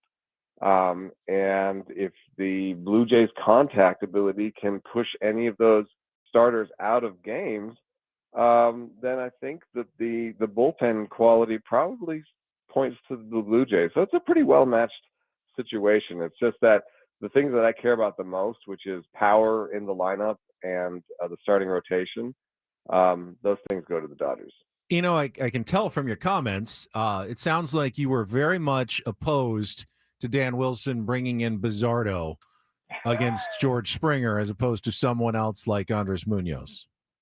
Yeah, I think it should have been Munoz. I mean, Munoz did not face George Springer once. I think that seems like a failure in managing to some extent. I mean, that's, their second best hitter and your best reliever. How did that not ever happen? So I would have brought in Munoz for 2, and of course that still leaves you open for the ninth inning, leaves you open for Springer coming back up, and Munoz being gassed at that point. So you might go to Matt Brash, and Matt Brash would have faced would have faced Springer a third time himself. However, the difference might have been that the bases could be clear. So in that situation, maybe Brash walks Springer and gets the next guy. So I just think that the game was on the line at that moment. You had bases, you had people on the bases, you had George Springer up, you bring your best reliever in, and you figure out the ninth inning later. It really brings up a big question, I think, for the Padres next year. And, I was talking about it with our boss, Adam. How are they going to use Mason Miller? Will it be as a closer, assuming, Robert Suarez opts for free agency, or will they use him more flexibly? Like, okay, seventh inning games on the line, find the best matchups next year. What do you kind of see for Mason Miller, the best way to use him if he's not going to be converted to a starter? I think the highest leverage moments in a game, or the most important moments in the game, still end up being oftentimes in the ninth inning. So I would suspect that during the regular season, he's a regular closer. But if they can manage to have this excellent bullpen depth again and get to the playoffs again, then I'd like to have a manager. We're talking about future managers for this team. I'd like to have a manager who has the flexibility to say, hey, I'm gonna pitch Mason Miller in the seventh here, and because I have such an excellent bullpen, I think I can figure it out in the ninth later. So I think that this is a way that the regular season and the playoffs are different. In the regular season, I think it does have some benefit for relievers to kind of know their roles and know when to get up and get warm, and know that they're follow the game and be like, I'm probably coming up in the eighth or the ninth. But in the playoffs, everyone is just on high alert all the time, and the bullpen phone can ring at any moment. So I think that's a different beast. Then again, you missed my earlier segment when I brought up potential Padres trade candidates on the Major League roster, and I threw out both Jeremiah Estrada and Adrian Morejon because he's going into his last year before free agency, and I think you at least have to listen. Please, no. I know no one liked that idea, but you also don't want to lose him for nothing at the end of the year. Now, I want an extension, but that's not going to be cheap. No.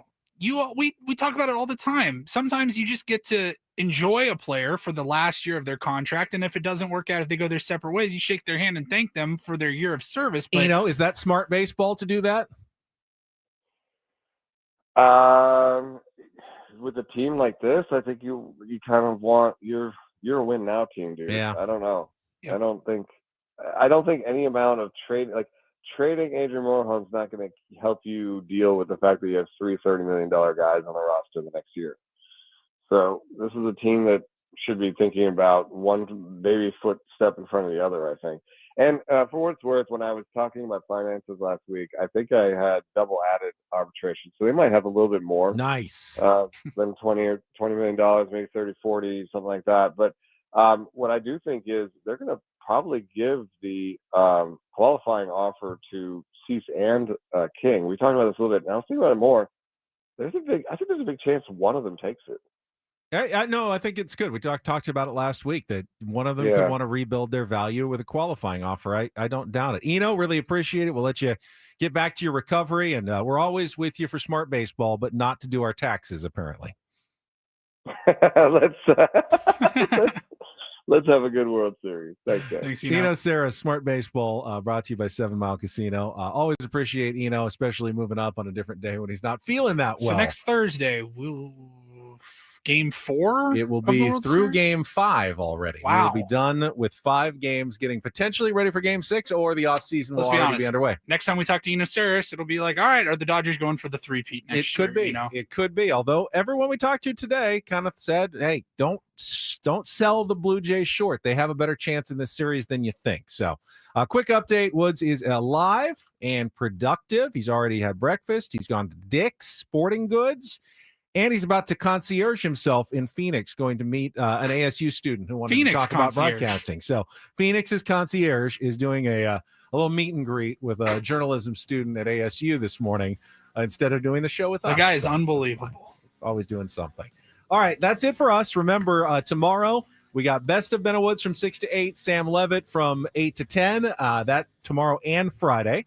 So you get a little best of both worlds, but we will see you live on Monday morning at 6 a.m. For Paul Reindl, I'm Ben Higgins. Braden's coming up next year on San Diego's #1 sports station, 97.3 The Fan. So long, everybody.